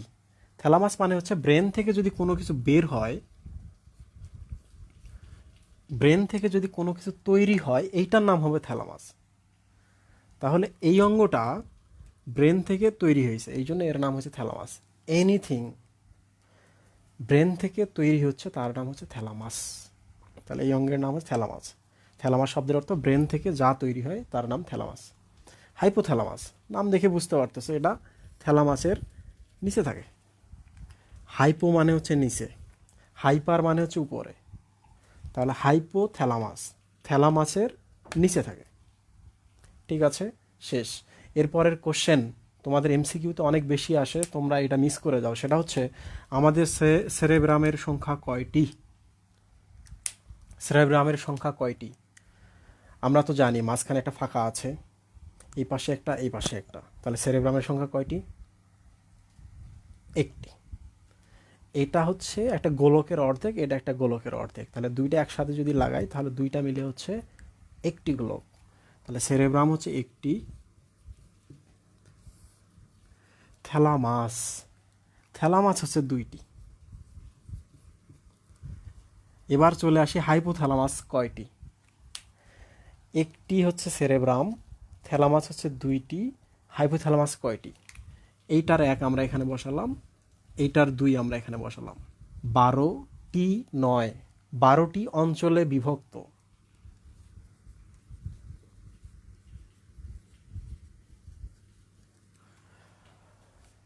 লাইভ ঠিক আছে তো নাকি? ওকে, ঠিক আছে। সেরেব্রাম হচ্ছে একটি, দুইটা ভাগে থাকে, এগুলোকে বলা হয় অর্ধেক। অর্ধেক মানে হচ্ছে হেমি স্ফেয়ার, স্ফেয়ার মানে হচ্ছে গোলক। তাহলে এই গোলকের নাম হচ্ছে সেরেব্রাল হেমি স্ফেয়ার বা সেরেব্রামের অর্ধেক গোলক। এটা হচ্ছে সেরেব্রাল হেমি স্ফেয়ার, স্ফেয়ার মানে গোলক, সেমি মানে হচ্ছে অর্ধেক, তার দুইটা মিলে হচ্ছে একটা। তাহলে সেরেব্রাম একটি, থ্যালামাস দুটি, আর হাইপোথ্যালামাস হচ্ছে 12টি পৃথক পৃথক অঞ্চলে বিভক্ত। যেমন তোমার এখন তাপমাত্রা শরীরের বাড়ানো দরকার, তাহলে একটা অঞ্চলে আছে তাপমাত্রা বাড়াই দিচ্ছে। তুমি প্রেমে পড়ছো, তোমার খুব খারাপ লাগছে, তাহলে খারাপ লাগাটা ধীরে ধীরে বাড়ছে, তাহলে একটা অঞ্চলের মধ্যে ওটা বাড়াই দিচ্ছে, তাহলে 2টা অঞ্চল পাইলাম। তোমার ক্ষুধা লাগছে, তুমি বুঝতে পারছো, তাহলে মাথার একটা অংশ আছে, হাইপোথ্যালামাসের একটা অংশ আছে, সে বাড়াই দিচ্ছে, ক্ষুধাটা একটু বাড়াই দিই তাহলে সে এখন খাইতে যাবে। এইরকম অনেকগুলো অঞ্চল আছে, 12টা অঞ্চলে বিভক্ত। ওকে, আমরা এখন কাজ শিখবো। আমরা অনেক কথা বলে ফেলছি এখানে, সবই ভুলে যাও। বই পড়ার পর যতটুকু মনে থাকবে ততটুকুই হচ্ছে আমাদের জ্ঞান।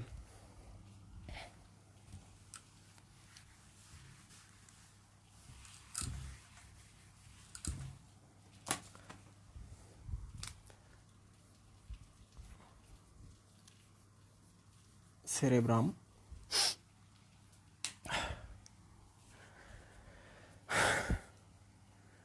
সেরেব্রাম হচ্ছে আমাদের যে ব্রেনটা আমরা দেখতে পাই। তোমরা যখন কসাইখানাতে যাবা দেখবা যে সামনে একটা ব্রেন রেখে দিছে, তাহলে আমরা যেটা দেখতে পাচ্ছি পুরোটাই হচ্ছে সেরেব্রাম, আর বাকি অংশগুলো এর ভেতরে আছে কিংবা নিচে থাকে।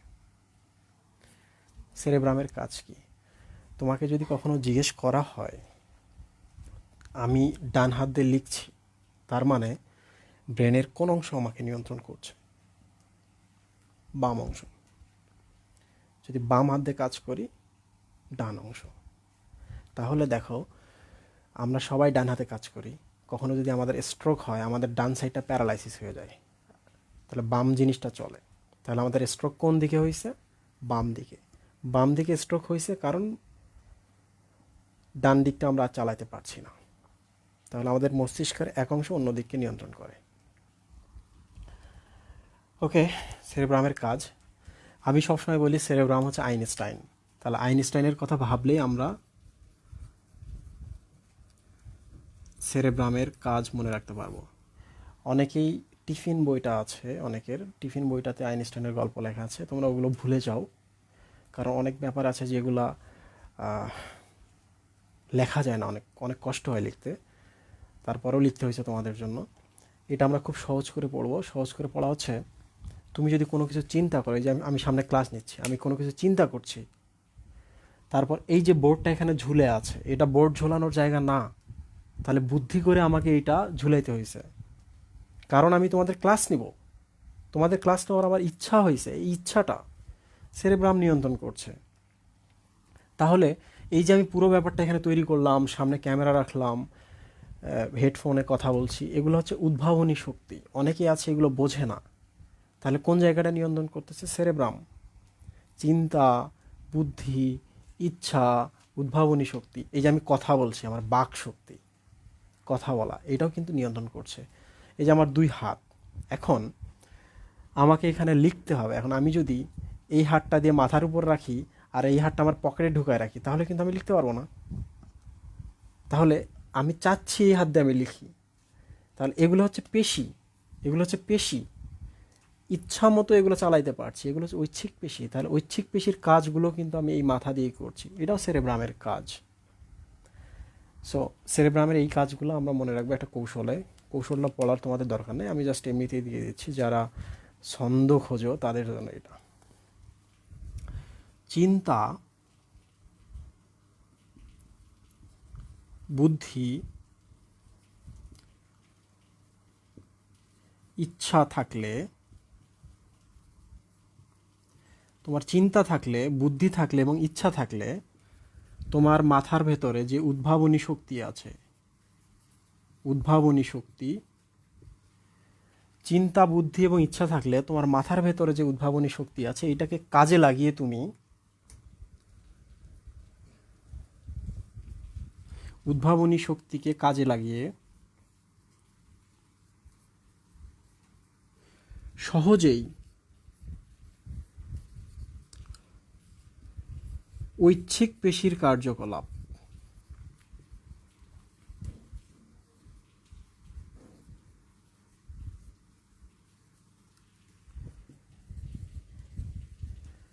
নিয়ন্ত্রণ করা যায়।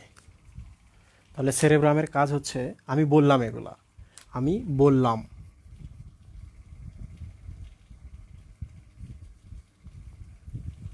কি বললাম, যদি চিন্তা, বুদ্ধি এবং ইচ্ছা থাকে তাহলেই উদ্ভাবনী শক্তিকে কাজে লাগিয়ে সহজেই ঐচ্ছিক পেশির মানে হাত পার চাল চলনগুলা নিয়ন্ত্রণ করা যায়। দেখো এর মধ্যে সবগুলো কাভার হয়ে গেছে। বললাম মানে হচ্ছে বলা, বলা মানে হচ্ছে বাক শক্তি। তাহলে বাক শক্তি নিয়ন্ত্রণ করছে কে? সেরেব্রাম। চিন্তা, আমি যে চিন্তা করছি, চিন্তা করে কথা বলছি, কে নিয়ন্ত্রণ করছে? সেরেব্রাম। আমি যে বুদ্ধি করে লিখছি, আমি বুদ্ধি করে এই যে বোর্ডটা ঝুলাইছি, এটা কে নিয়ন্ত্রণ করছে? সেরেব্রাম। ইচ্ছা, ইচ্ছা শক্তিটা কে নিয়ন্ত্রণ করছে? সেরেব্রাম। উদ্ভাবনী শক্তি, এই যে আইনস্টাইন যদি কোনো কিছু আবিষ্কার করে, আপেক্ষিকতার সূত্র দিয়েছে, তো এইটা তাকে উদ্ভাবন করতে হয়েছে, তাহলে মাথার ভেতরে যতগুলো জায়গা আছে, যতগুলো অংশ আছে, সেরেব্রাম এই কাজটা নিয়ন্ত্রণ করছে। উদ্ভাবনী শক্তি। সহজেই, সহজেই মানে হচ্ছে সহজাত অনুভূতি।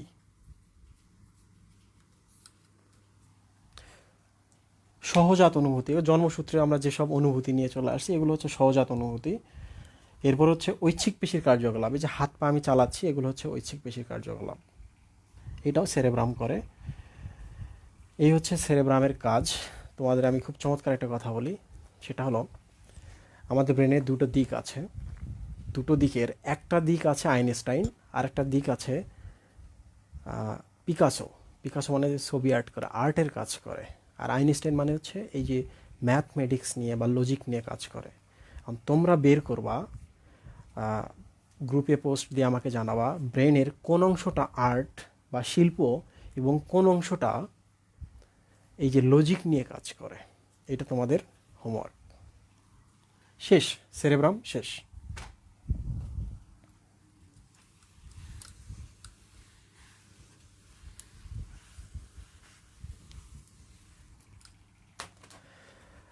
আমি আর 5 মিনিট সময় নিব, 5 মিনিটের মধ্যে ইনশাল্লাহ বাকিটা শেষ হয়ে যাবে। তোমরা আর একটু কষ্ট করো। থ্যালামাস, তোমরা এক কাজ করবা, তোমাদের যে টেক্সট বুক আছে, টেক্সট বুকের পাশে সেরেব্রামের পাশে লিখে রাখবা আইনস্টাইন, আর থ্যালামাসের পাশে লিখে রাখবা মিস মিস থ্যালামাস। একজন হচ্ছে একজন হচ্ছে মহিলা, যার নাম হচ্ছে মিস থ্যালামাস। তাহলে মিস থ্যালামাস যখনই মনে হবে তখনই আমার আজকের গল্পটা তোমার মনে হবে। সেটা হলো,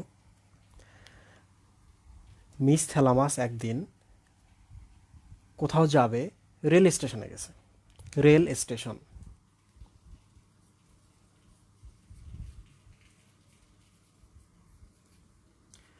রেল স্টেশনে গিয়ে রেলের জন্য বা ট্রেনের জন্য অপেক্ষা করছে, হঠাৎ করে সে জ্ঞান হারিয়ে পড়ে গেছে। জ্ঞান হারিয়ে পড়ে গেছে। জ্ঞান হারিয়ে ফেলা মানে হচ্ছে সংজ্ঞা হারিয়ে ফেলা।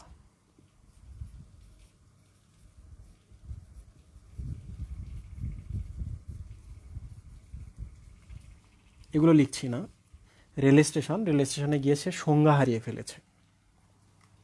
সংজ্ঞা হারিয়ে ফেলার পর রেল স্টেশনে যে লোকজন আছে, আশেপাশের লোকজন আছে, তারা তাকে ধরে হসপিটালে নিয়ে আসছে। হসপিটালে হসপিটালে মিস থ্যালামাসকে ভর্তি করা হয়েছে। এখন কি হচ্ছে, হসপিটালে হসপিটালে যাওয়ার পর প্রথমে তার কিছু টেস্ট করা হলো, রক্ত পাঠা দেওয়া হলো, এক্স রে করা হলো, এখনও রিপোর্ট আসেনি। থ্যালামাসের টেস্ট করার পর থ্যালামাস হচ্ছে ঘুমিয়ে গেল। সে ঘুমিয়ে গেল। খেয়াল করো আমি যে শব্দগুলো বলছি, থ্যালামাস এখন ঘুমিয়ে গেল। এখন হঠাৎ করে মাঝরাতে থ্যালামাস যে কেবিনে আছে, ওই কেবিনের নার্স ডাক্তারের রুমে চলে আসছে। ধরা যাক তুমি ডাক্তার। ডাক্তারের রুমে এসে বলছে, ডাক্তার সাহেব, ডাক্তার সাহেব, মিস থ্যালামাস তো কোনো শ্বাস প্রশ্বাস নিচ্ছে না, মারা গেছে মনে হয়, আপনি একটু দেখেন, চেক করেন।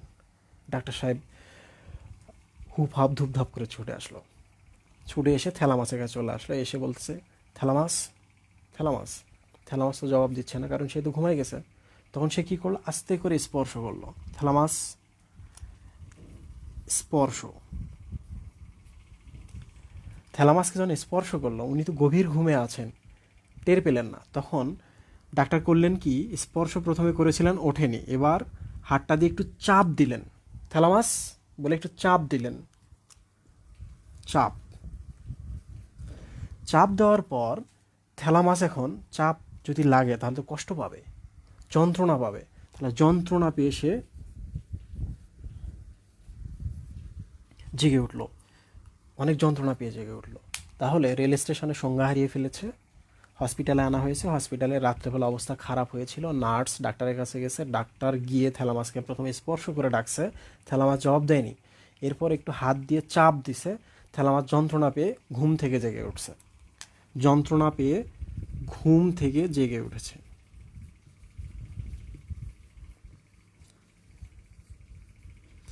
ঘুম থেকে জেগে উঠেছে। ঘুম থেকে জেগে ওঠার পর যেটা হয় আর কি, উনি তো সংজ্ঞা হারিয়ে ফেলেছেন রেল স্টেশনে। ঘুম থেকে জেগে ওঠার পর যদি দেখে চারপাশে সব ধবধবে সাদা, সামনে সাদা নার্সরা বসে আছে, স্বাভাবিকভাবে তার মনে হয় আমি মনে হয় মরে গেছি, এখন নরকে কিংবা স্বর্গে চলে আসছি। ঘুম থেকে জেগে উঠে সে বলতেছে আমি কোথায়, আমি কোথায়। এই যে পারিপার্শ্ব সম্পর্কে একটা সে খবর নেওয়ার চেষ্টা করতেছে, আমি কোথায়, চারপাশ সম্পর্কে একটা সচেতন হওয়ার চেষ্টা করতেছে। তাহলে ঘুম থেকে জেগে ওঠা ও পারিপার্শ্ব সম্পর্কে সচেতন।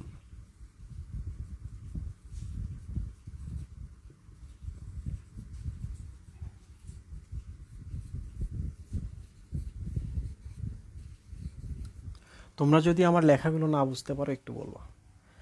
ঘুম থেকে জেগে উঠছে, উঠে বলতেছে আমি কোথায়, আমি কোথায়। পারিপার্শ্ব সম্পর্কে সচেতনতা কার কাজ? এগুলো সব থ্যালামাসের কাজ। এরপর ডাক্তার এসে বলল যে আপনার তো ঘুমিয়ে গেছিলেন, আপনার তো রিপোর্ট চলে আসছে। জিজ্ঞেস করতেছে কি রিপোর্ট? বলতেছে আপনারা বলা যাবে না, আপনার হাজব্যান্ডকে আমরা বলবো। ওনার হাজব্যান্ড চলে আসলো, হাজব্যান্ড আসার পর হাজব্যান্ডকে বলতেছে যে আপনার স্ত্রীর ভেতরে অভ্যন্তরীণ যে শরীরের ভেতরে যে অঙ্গগুলো আছে, অভ্যন্তরীণ অঙ্গ পুরো রোগ ছড়ায় গেছে, রোগ এগুলোর উপর নিয়ন্ত্রণ নিয়ে ফেলছে, অভ্যন্তরীণ অঙ্গগুলোর উপরে নিয়ন্ত্রণ নিয়ে ফেলেছে। অভ্যন্তরীণ অঙ্গের উপর নিয়ন্ত্রণ। তাহলে দেখো আমরা যে শব্দগুলো এখানে পেলাম গল্পে গল্পে, এগুলোই হচ্ছে থ্যালামাসের কাজ। মিস থ্যালামাস এভাবে মনে রাখবা, রেল স্টেশনে সংজ্ঞা হারিয়ে ফেলেছে, সংজ্ঞা হারানোর পর হসপিটালে আসছে, হসপিটালে এসে শুয়েছিল, নার্স ভয় পেয়েছে, ডাক্তার এসে প্রথমে ডেকেছে, তা স্পর্শ করেছে, জবাব দেয়নি, এরপর একটু চাপ দিয়েছে, যন্ত্রণা পেয়ে সে জেগে উঠছে, যন্ত্রণা পেয়ে জেগে উঠেই, ঘুম থেকে জেগে উঠেই আশপাশ সম্পর্কে সে সচেতন হওয়ার চেষ্টা করছে। তাহলে ঘুম থেকে জেগে ওঠা ও পারিপার্শ্ব সম্পর্কে সচেতনতা। তারপর তার রিপোর্ট যেহেতু চলে আসছে, তার হাজব্যান্ডকে বলা হলো যে অভ্যন্তরীণ বা শরীরের ভেতরে যে অঙ্গগুলো আছে সবগুলোর উপরে রোগ ছড়াই গেছে, অভ্যন্তরীণ অঙ্গের নিয়ন্ত্রণ। তাহলে এই হচ্ছে মিস থ্যালামাসের কাজ। এখানে কিছু কথা আছে আমি বলি। একটা মশা পড়ছে, আমি বুঝতে পারছি, তার এটা হচ্ছে স্পর্শ। এই খবর কোথায় যাবে? থ্যালামাসে। আমি আমার হাতটা কেউ ধরে একটু জোরে চাপ দিল, তাহলে এই চাপটা কে বুঝতে পারবে? থ্যালামাস।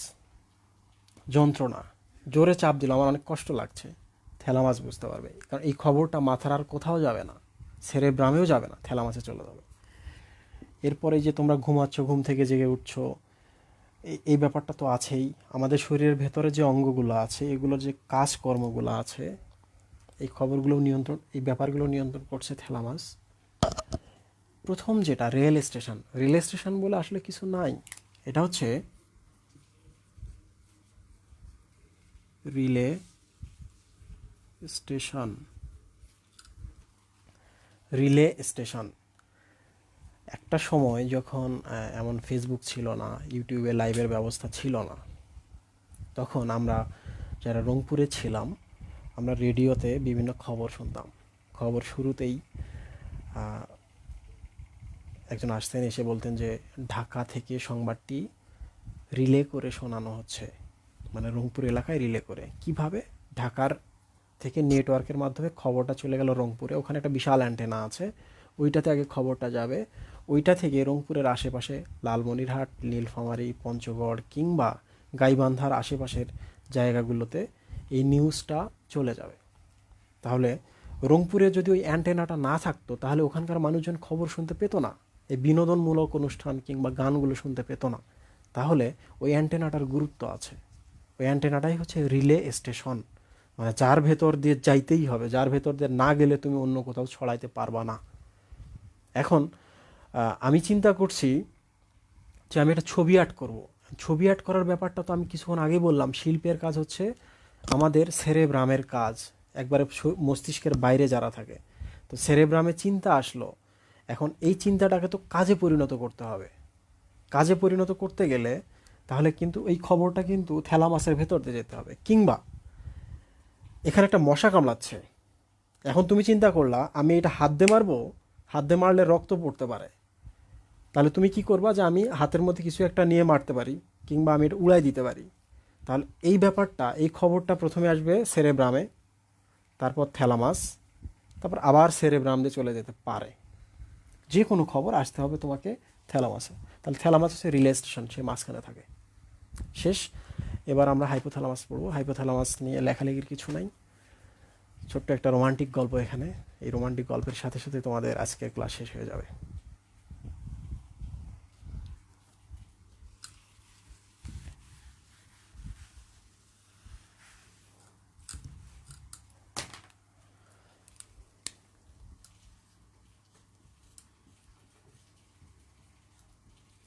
হাইপোথ্যালামাস, এই যে তোমরা কলেজে উঠছো, কলেজ থেকে পাশ করার পর চলে যাওয়া ইউনিভার্সিটিতে, ইউনিভার্সিটিতে গিয়ে কেউ কেউ অনেক বেশি আতেল হয়ে যাওয়া, কিছু একটা অংশ তারা হচ্ছে নোট তৈরি করবে সুন্দর সুন্দর। এই নোটের পেছনে কেউ কেউ ঘুরবে। এই নোট তৈরি করার পেছনে অনেকের উদ্দেশ্য থাকবে একটু বন্ধুত্ব কিংবা একটু খাতির। বুঝতেই পারছো আমি কিসের কথা বলছি। এই পুরো ব্যাপারটা যার দ্বারা নিয়ন্ত্রিত হচ্ছে তার নাম হচ্ছে হাইপোথ্যালামাস। তাহলে বুঝতেই পারছো ভালো লাগা, ভালোবাসা যে ফিলগুলো আছে, এগুলো হচ্ছে হাইপোথ্যালামাসের কাজ। তাহলে একটা আমি গল্প বলি, তোমরা জাস্ট গল্পটা শুনবা, তাহলে কখনোই ভুল হবে না, কারণ এগুলো এমসিকিউতে আসে। এমসিকিউতে আমাদের শুধু ডিফারেন্সিয়েট করতে হবে কোনটা নয় আর কোনটা সঠিক। তুমি যদি মুখস্থ করো, দুই একটা তোমার মিস হবে, দেখা যাবে পরীক্ষায় ওইটাই চলে আসবে। ওকে, আমি হাইপোথ্যালামাস নিয়ে গল্পটা বলি। ধরা যাক আমি ধানমন্ডিতে পড়াচ্ছি। ধানমন্ডিতে আমার একটা একাডেমি আছে, এটার নাম হচ্ছে biology haters, biology academy. Biology একাডেমিতে কনক নামে একটা মেয়ে পড়ে। তো এখন হঠাৎ করে আমি রাস্তা দিয়ে চলার সময় দেখি একটা মেয়ে যাচ্ছে অনেক সুন্দর, কিংবা কোনো এক কারণে তাকে আমার ভালো লেগে গেছে।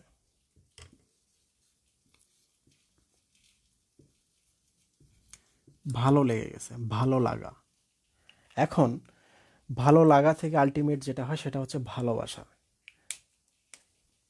তাহলে আমি তাকে এখন ভালোবেসে ফেলছি। এখন কনক পড়ে রাজীব ভাইয়ের কাছে বায়োলজি।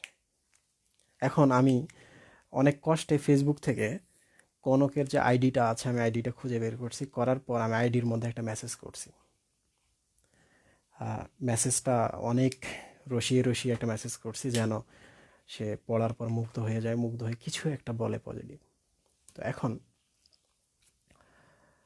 মেসেজ করছি এরকম যে আমি আগামীকাল রাজীব ভাইয়ের একাডেমির বাইরে গিয়ে দাঁড়াবো, তোমার যখন পড়া শেষ হবে বের হয়ে আসার সময় তুমি আমাকে অ্যান্সার করবা, হ্যাঁ কিংবা না। এইভাবে একটা মেসেজ করছে, কারণ তাকে রাস্তায় ভালো লাগছে, ভালোবাসতেই হবে এবং ভালোবাসার একটা ব্যাপারে আগাতেই হবে, এই জন্য মেসেজটা। এখন মেসেজ চলে গেছে। পরদিন দুপুরবেলা কনক পড়ছে রাজীব ভাইয়ের কাছে, আমি বাইরে দাঁড়ায় আছি।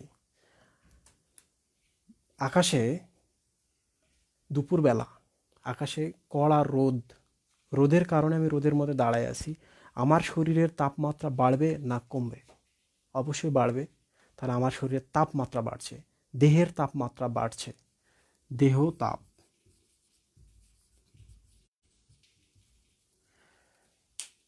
তাপমাত্রা যদি বাড়ে তাহলে এরপরের কোন ঘটনাটা ঘটে সেটা হচ্ছে ঘাম হওয়া শুরু হবে। তাহলে আমি রোদে দাঁড়িয়ে আছি, আমার দেহ তাপ বাড়ছে, ফলে ঘাম হওয়া শুরু হচ্ছে। ঘাম বেশি বেশি যদি ঘাম হয়, আমার কিন্তু ক্ষুধা লাগবে না, আমার লাগবে তৃষ্ণা। ঘামের পর হচ্ছে তৃষ্ণা। তাহলে রোদে দাঁড়িয়ে আছি, আমার দেহতাপ বাড়ছে, দেহতাপ বাড়ার কারণে আমার ঘাম হচ্ছে, ঘামের কারণে আমার তৃষ্ণা হচ্ছে। তবুও আমি দাঁড়িয়ে আছি, কারণ কি? কনক পড়া শেষে বের হবে, এসে হাঁ কিংবা না বলবে। এখন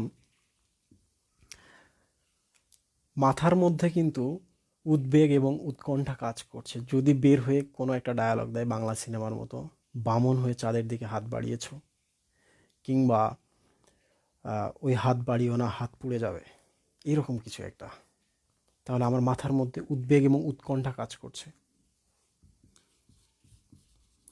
উদ্বেগ, উৎকণ্ঠা, মাথার মধ্যে এগুলা, আর বুকের মধ্যে কি হচ্ছে? ধাক ধাক করে হৃৎপিণ্ড বাজছে। এটাকে হলো পীড়ন, কষ্ট হচ্ছে। যদি না বলে তখন আমি এটা কিভাবে সামাল দেব? পীড়ন, মাথার মধ্যে উদ্বেগ, উৎকণ্ঠা, পীড়ন। আর আকাশে তো সূর্য আছে, দেহতাপ বাড়ছে, দেহতাপের কারণে তাপমাত্রা বাড়ছে, ঘাম হচ্ছে এবং তৃষ্ণা হচ্ছে। এই হচ্ছে ঘটনা। এখন কনক রাজীব ভাইয়ের কাছে পড়া শেষে বের হয়েছে, বের হয়ে সামনে চলে আসছে, আমি দাঁড়িয়ে আছি, আমাকে বলছে, এখন তো একটা কমন ডায়লগ, ডায়লগটা হচ্ছে, তুমি আমার থেকে ভালো কাউকে ডিজার্ভ করো। এমন কিছু না, এসে বলতেছে আমি তোমাকে ঘৃণা করি। সরাসরি, আমি তোমাকে ঘৃণা করি। তো এই ব্যাপারটা তো আমার জন্য খুবই কষ্টদায়ক, তাহলে এটা আমি নিতে পারবো না। কি হবে তাহলে? তখন আমি মন খারাপ করে বাসায় যাব, বাসায় গিয়ে দরজাটা বন্ধ করব, দরজাটা বন্ধ করে লাইটটা অফ করে শুয়ে পড়ব। এখন মা এবং বাবা দেখতেছে সন্ধ্যা 7টার মধ্যে ছেলে দরজা বন্ধ করে ভেতরে ঘুমাচ্ছে। এখন বাবা মার মাথার মধ্যে একটা জিনিস সবসময় খেলে, সেটা হচ্ছে আমার ছেলেটা কিংবা আমার মেয়েটা নিশ্চয় না খেয়ে ঘুমাইছে, অনেক ক্ষুধা লাগছে, এই দরজা খোল, বাইরে আয়, খেতে বস। বাবা মার মাথায় শুধু এই চিন্তাটা, ক্ষুধা। কিন্তু বাবা মা তো জানে না যে দরজার ওপাশে কারোর একটা পৃথিবী ভেঙে যাচ্ছে। ভেঙে যাওয়া বুঝবো আমরা কিভাবে? আমাদের চোখ থেকে তখন, দুই চোখ থেকে ঝরঝর করে পানি পড়বে। তাহলে আমি দরজার ওপারে আছি, আমার বাবা মা নক করছে, ক্ষুধা লাগছে, খেতে আয়। কিন্তু দরজার ওপাশে আমি কান্নাকাটি করছি, আমার দু চোখ বেয়ে পানি পড়ছে। দু চোখ বেয়ে বলার একটা কারণ হচ্ছে, দু চোখ বেয়ে পানি মানে দু চোখ বেয়ে তরল পড়ছে, তরল মানে হচ্ছে হরমোন। তাহলে হাইপোথ্যালামাস থেকে দুটো হরমোন ক্ষরণ হয়, এই হরমোনের নাম হচ্ছে ওভি। অ ভি, অতে হচ্ছে অক্সিটোসিন, ভিতে হচ্ছে ভেসোপ্রেসিন। তোমাদের বইতে সব আছে, তবু আমি লিখে দিলাম অক্সিটোসিন এবং ভেসোপ্রেসিন। এখন বাইরে মা ডাকছে ক্ষুধায় খাওয়ার জন্য, ভেতরে আমি কান্নাকাটি করছি, দু চোখ বেয়ে জল পড়ছে, অক্সিটোসিন এবং ভেসোপ্রেসিন দুটো হরমোন হাইপোথ্যালামাস থেকে ক্ষরণ হয়। কিন্তু এখন মা ডাকছে, খাইতে যাব না, এদিকে কান্নাকাটি করছি, এখন সবগুলো ব্যাপার নিয়ে আমার পৃথিবীটা এলোমেলো হয়ে গেছে, দিন এবং রাত এক হয়ে গেছে। দিনের একটা সময়, রাতের একটা সময়, কোনো সময়ের ঠিক ঠিকানা নাই। এটাকে বলা হয় বায়োলজিক্যাল ক্লক। সময় ঠিকঠাক নাই, কোনো কিছুই আমাকে আর গুরুত্ব দিচ্ছে, আমি আর গুরুত্ব দিচ্ছি না। এটার নাম হচ্ছে বায়োলজিক্যাল ক্লক। Biological clock.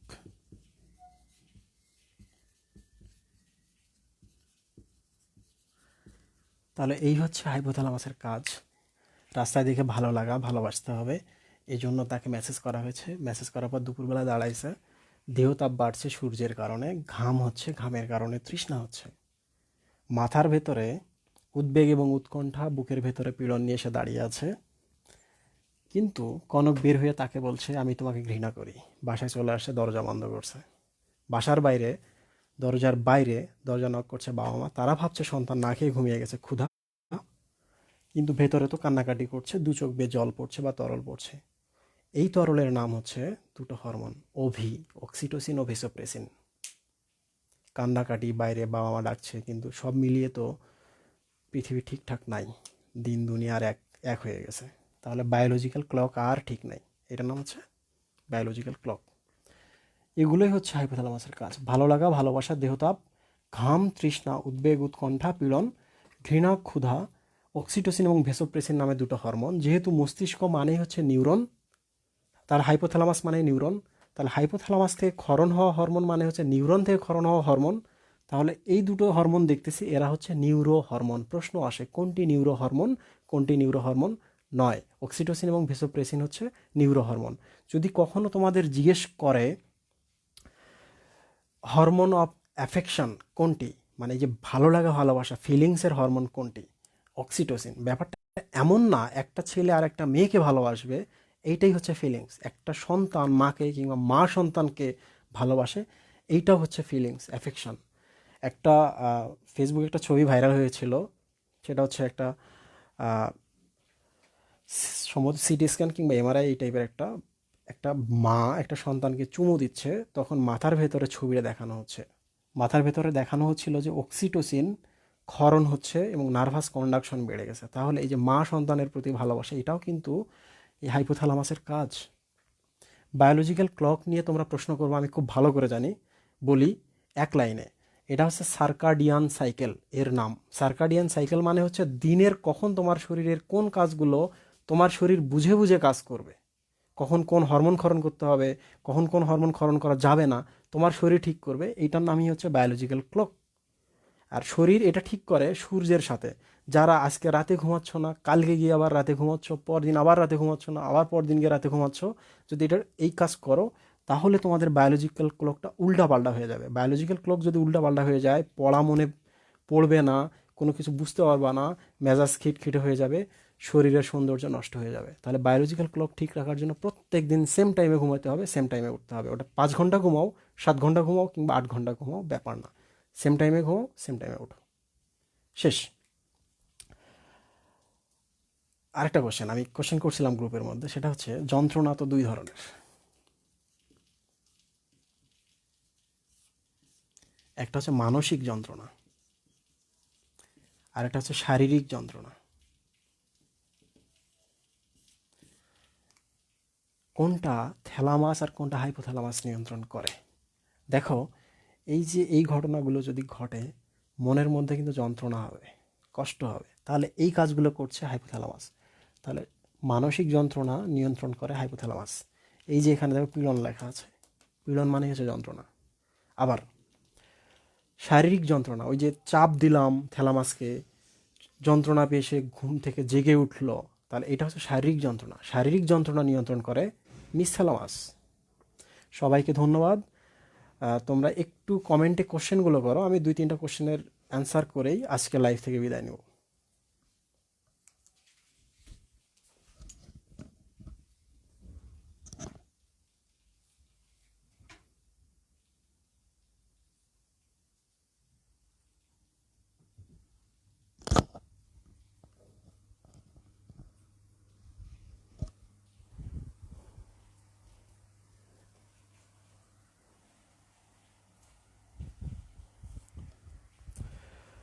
আহ,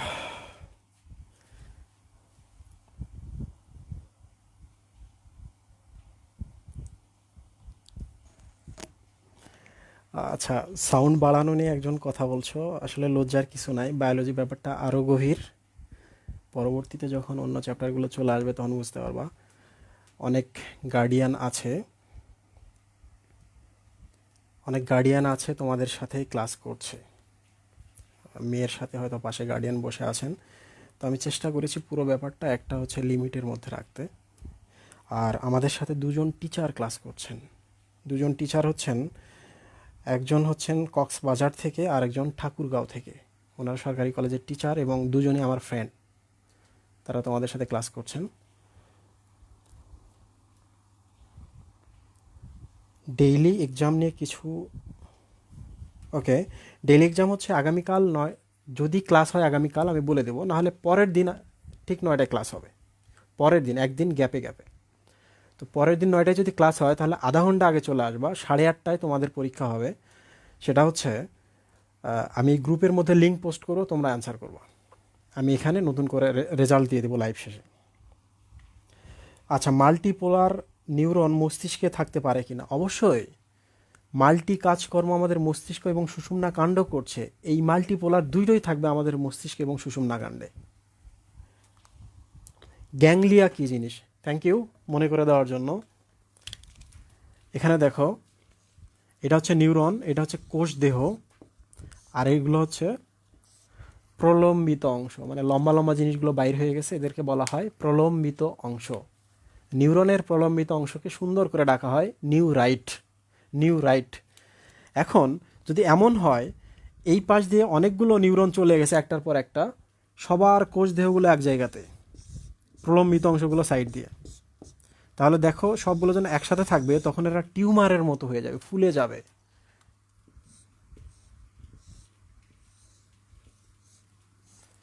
এই ছবিটা দেখো, এই পাশে প্রলম্বিত অংশ, এই পাশে প্রলম্বিত অংশ, এখানে অনেকগুলো নিউরনের কোষ দেহ এই জায়গার মধ্যে আছে। তাহলে এইটার নাম হচ্ছে গ্যাংলিয়া। গ্যাং মানে একসাথে অনেকজন থাকে, তাহলে গ্যাংলিয়া মানে হচ্ছে যেখানে অনেকগুলো নিউরনের কোষ দেহ থাকে। নেক্সট ক্লাস কোন চ্যাপ্টার? এই চ্যাপ্টারের কিন্তু শেষের 3টা টপিক এখনো পড়ানো হয়নি, পন্স, সেরেবেলাম এবং মেডুলা অবলঙ্গাটা, সাথে ওই যে চার্টটা আছে, এই চার্টে অনেক কিছু আছে। তাহলে পরের ক্লাস আমরা এই চ্যাপ্টারটা শেষ করে ফেলবো, সাথে আমি চেষ্টা করব অন্য কোনো টপিক থেকে আরও কিছু আলোচনা করা যায় কি না, আমরা যত বেশি পারি আলোচনা করব। তোমাদের অনেক কষ্ট হবে, তোমরা যদি চাও আমি মাঝে মাঝে 5 মিনিট করে ব্রেক দিতে পারি। কর্পাস ক্যালোসাম কী জিনিস? কর্পাস ক্যালোসাম নিয়ে আমি বলতে চাইছিলাম, বলি নাই। এটা হচ্ছে কিছু না, এটা একটা ব্যান্ড। ব্যান্ড হচ্ছে এই পাশের অর্ধেক আর এই পাশের অর্ধেক তুমি যদি আটকাইতে চাও তাহলে একটা ব্যান্ড দিতে হবে, একটা দড়ি দিতে হবে, এটার নাম হচ্ছে কর্পাস ক্যালোসাম। এই মস্তিষ্কে কী হচ্ছে আর এই মস্তিষ্কে কী হচ্ছে, দুইটার মধ্যে যদি সংযোগ করতে চাও, এটার নাম হচ্ছে কর্পাস ক্যালোসাম, যেটাতে আমরা ধরে রাখছি সংযোগ। মেয়েদের ক্ষেত্রে কর্পাস ক্যালোসামটা অনেক সুগঠিত, এই জন্য মেয়েরা এই এই পাশ এবং এই পাশটা চমৎকার ব্যবহার করতে পারে। এই জন্য এদের 10 বছর আগে তুমি তাকে কি বলছো, কি বলে অপমান করছো, এইটা 10 বছর পরেও তোমাদেরকে খোটা দেয়। মাথা ব্যথা কেন করে? আমরা ক্লিনিক্যাল ব্যাপারগুলো নিয়ে যত পারি কম কথা বলবো। মাথা ব্যথা অনেক কারণেই হতে পারে, এটা পরেও কথা বলা যাবে। সিকিউ এবং এমসিকিউ এর জন্য, এমসিকিউ এর জন্য একদম চিন্তা করবা না, আমি যে টপিকগুলো পড়াবো এখানে এভরিথিং বলা শেষ। তুমি এখন বই খুলবা, তোমার কাজ হচ্ছে শুধু রিডিং পড়া, রিডিং পড়লেই তুমি সব বুঝে ফেলবা। এরপর চেষ্টা করো প্রিপারেশন নিতে। অবশ্যই টেস্ট পেপার কালেক্ট করবা, টেস্ট পেপার থেকে যেটা করবা, এই টপিকে বিভিন্ন কলেজে কি কি টাইপের করে কোশ্চেন করছে এখন সলভ করা শুরু করবা। গ্যাংলিয়া থেকে লাস্ট বলতে চাইছিলেন, হ্যাঁ বলা শেষ। ভিডিও কোয়ালিটি একটু বেটার হলে ভালো হয়। আচ্ছা, আমরা এখন মোবাইলে চালাচ্ছি, ক্যামেরাটা হচ্ছে আমাদের ঠিক করতে দেওয়া হয়েছিল, কিন্তু এটা আমরা আনতে পারি নাই, লকডাউনের জন্য সব কিছু বন্ধ আছে। স্নায়ু গুচ্ছ, গুচ্ছ মানে হচ্ছে একসাথে অনেক কিছু থাকা, চুলের ঝুঁটির মতো অনেকগুলো স্নায়ু একসাথে আছে। হার্টবিট কে নিয়ন্ত্রণ করে? হার্ট মানে হচ্ছে হৃৎপিণ্ড, হৃৎপিণ্ড মানে হচ্ছে রক্ত সংবহন তন্ত্র। সব ধরনের তন্ত্রকে নিয়ন্ত্রণ করে মেডুলা, সব ধরনের তন্ত্রকে নিয়ন্ত্রণ করে মেডুলা। পরের দিন শিখবো আমরা এটা। রমজানে কখন ক্লাস? রমজানে ক্লাস হবে দুপুরের মধ্যেই আমরা শেষ করব, কারণ দুপুরের পর অনেক কষ্ট হবে, তোমাদের ক্লাস করতে কষ্ট হবে, আমার ক্লাস দিতেও কষ্ট হবে। সিকিউ এমসিকিউ, এমসিকিউ আমি যত ইচ্ছা এক্সাম নিব, অনেক বেশি এক্সাম নেব। আর সিকিউ হচ্ছে অবশ্যই তোমাদের পড়তে হবে টেস্ট পেপার থেকে। ভাইয়া এই ক্লাস কি গ্রুপে দেওয়া হবে? না, এই ক্লাস আমাদের বড় গ্রুপ যেটা আছে ওখানে দেওয়া হবে না, এখানেই থাকবে। তোমরা যেটা করবা সেটা হচ্ছে যখন ইচ্ছা গ্রুপে ঢুকে ভিডিও দেখতে পারবা। আপাতত ডাউনলোড দেওয়ার দরকার নাই আমাদের। আজকে আমি আমার জীবনে প্রথম লাইভ ক্লাস নিয়েছি, তো আশা করা যায় আর 2-1টা ক্লাসের পর আমরা আরও বেশি এটাতে আমরা আরও বেশি কমফোর্ট ফিল করবো, আরও চমৎকার ক্লাস হবে। তখন তোমরা চাইলে ভিডিওগুলো ডাউনলোড করে তোমাদের যা ইচ্ছা তাই করতে পারো। ভাইয়া এইচএসসির আগে বইয়ের কতটা শেষ হওয়ার সম্ভাবনা আছে? আমরা তো 4টা পড়ানোর প্ল্যান করেছি, 12টার মতো ক্লাস নিব। আমরা আগে 4টা শেষ করি, দেন আমাদের পরবর্তী চিন্তা ভাবনা। অন্তত 4টা চ্যাপ্টার 2টা বই থেকে পড়ে যাচ্ছ, এটা অনেক। Class note writing challenge, very good. এখন আমার কাজ হচ্ছে, তোমাদের রিটেন এক্সাম আমি নিব। আমার যে অনলাইনটা আছে, অনলাইনেই তোমরা টাইপ করতে পারবা, আমি ওটা দেখতে পাবো। সো তোমরা যারা অনলাইনে টাইপ করতে বিলম্ব হয়, তারা একটু টাইপটা শিখে ফেলো ফোনে আর কি। তারপরও সমস্যা নাই, যতটুকু লিখবা আমি বুঝতে পারবো।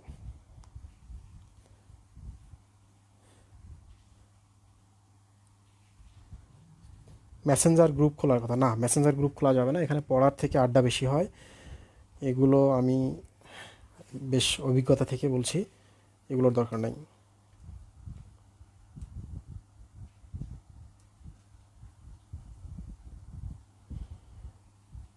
এভাবে পড়লে ব্রেক লাগবে না ভাইয়া, ইভেন 2-3 আওয়ার্স পড়ালেও কোনো সমস্যা নাই। Love sign, thank you. Live class নিতে অনেক কষ্ট, কারণ ক্যামেরার ওই পাশে আসলে কেউ নাই, আমাকে ক্যামেরার দিকে তাকিয়ে তাকিয়ে কথা বলতে হচ্ছে। আর লাইভ ক্লাস নিলে অনেক মজা করা যায়, অনেক কথা বলা যায় যেগুলো বাইরে যায় না। সো এগুলো এখানে বলা যাচ্ছে না, এই জন্য ক্লাসটা হয়তো বা অনেক মজার হচ্ছে না। আজ থেকে নিয়মিত অবশ্যই ঘুমাবা, নিয়মিত ঘুমাবা, ইন টাইমে ঘুমাতে হবে।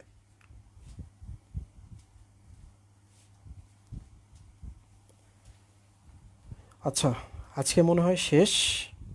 তোমাদের কোনো কোশ্চেন নাই? তোমরা রিপোলারাইজেশন ডিপোলারাইজেশন থেকে কোনো কোশ্চেন করোনি। আমি আশা করছিলাম তোমরা এখান থেকে কোশ্চেন করবা। এখন আমি তোমাদের হোমওয়ার্ক দিব গ্রুপের মধ্যে পোস্ট করে, তোমরা এই কাজগুলো শেষ করবা। সবাইকে অনেক ধন্যবাদ। ভালো থাকো, সুস্থ থাকো। অবশ্যই বাসার বাইরে বের হবে না, ভুলেও বাসার বাইরে বের হবে না। আর বাড়ির যে মানুষটা সব থেকে বেশি বাসার বাইরে চলে যায়, তাদের কাছে ঘেঁষবা না। বাবা হলেও না, মা হলেও না। সুস্থ থাকতে হবে, সামনে পরীক্ষা, পরীক্ষা ভালো করে দিতে হবে। পরীক্ষা যদি না দিতে পারো, তাইলে এত পড়ালেখা এত কষ্ট করে কোনো লাভ নাই। Stay home, stay safe.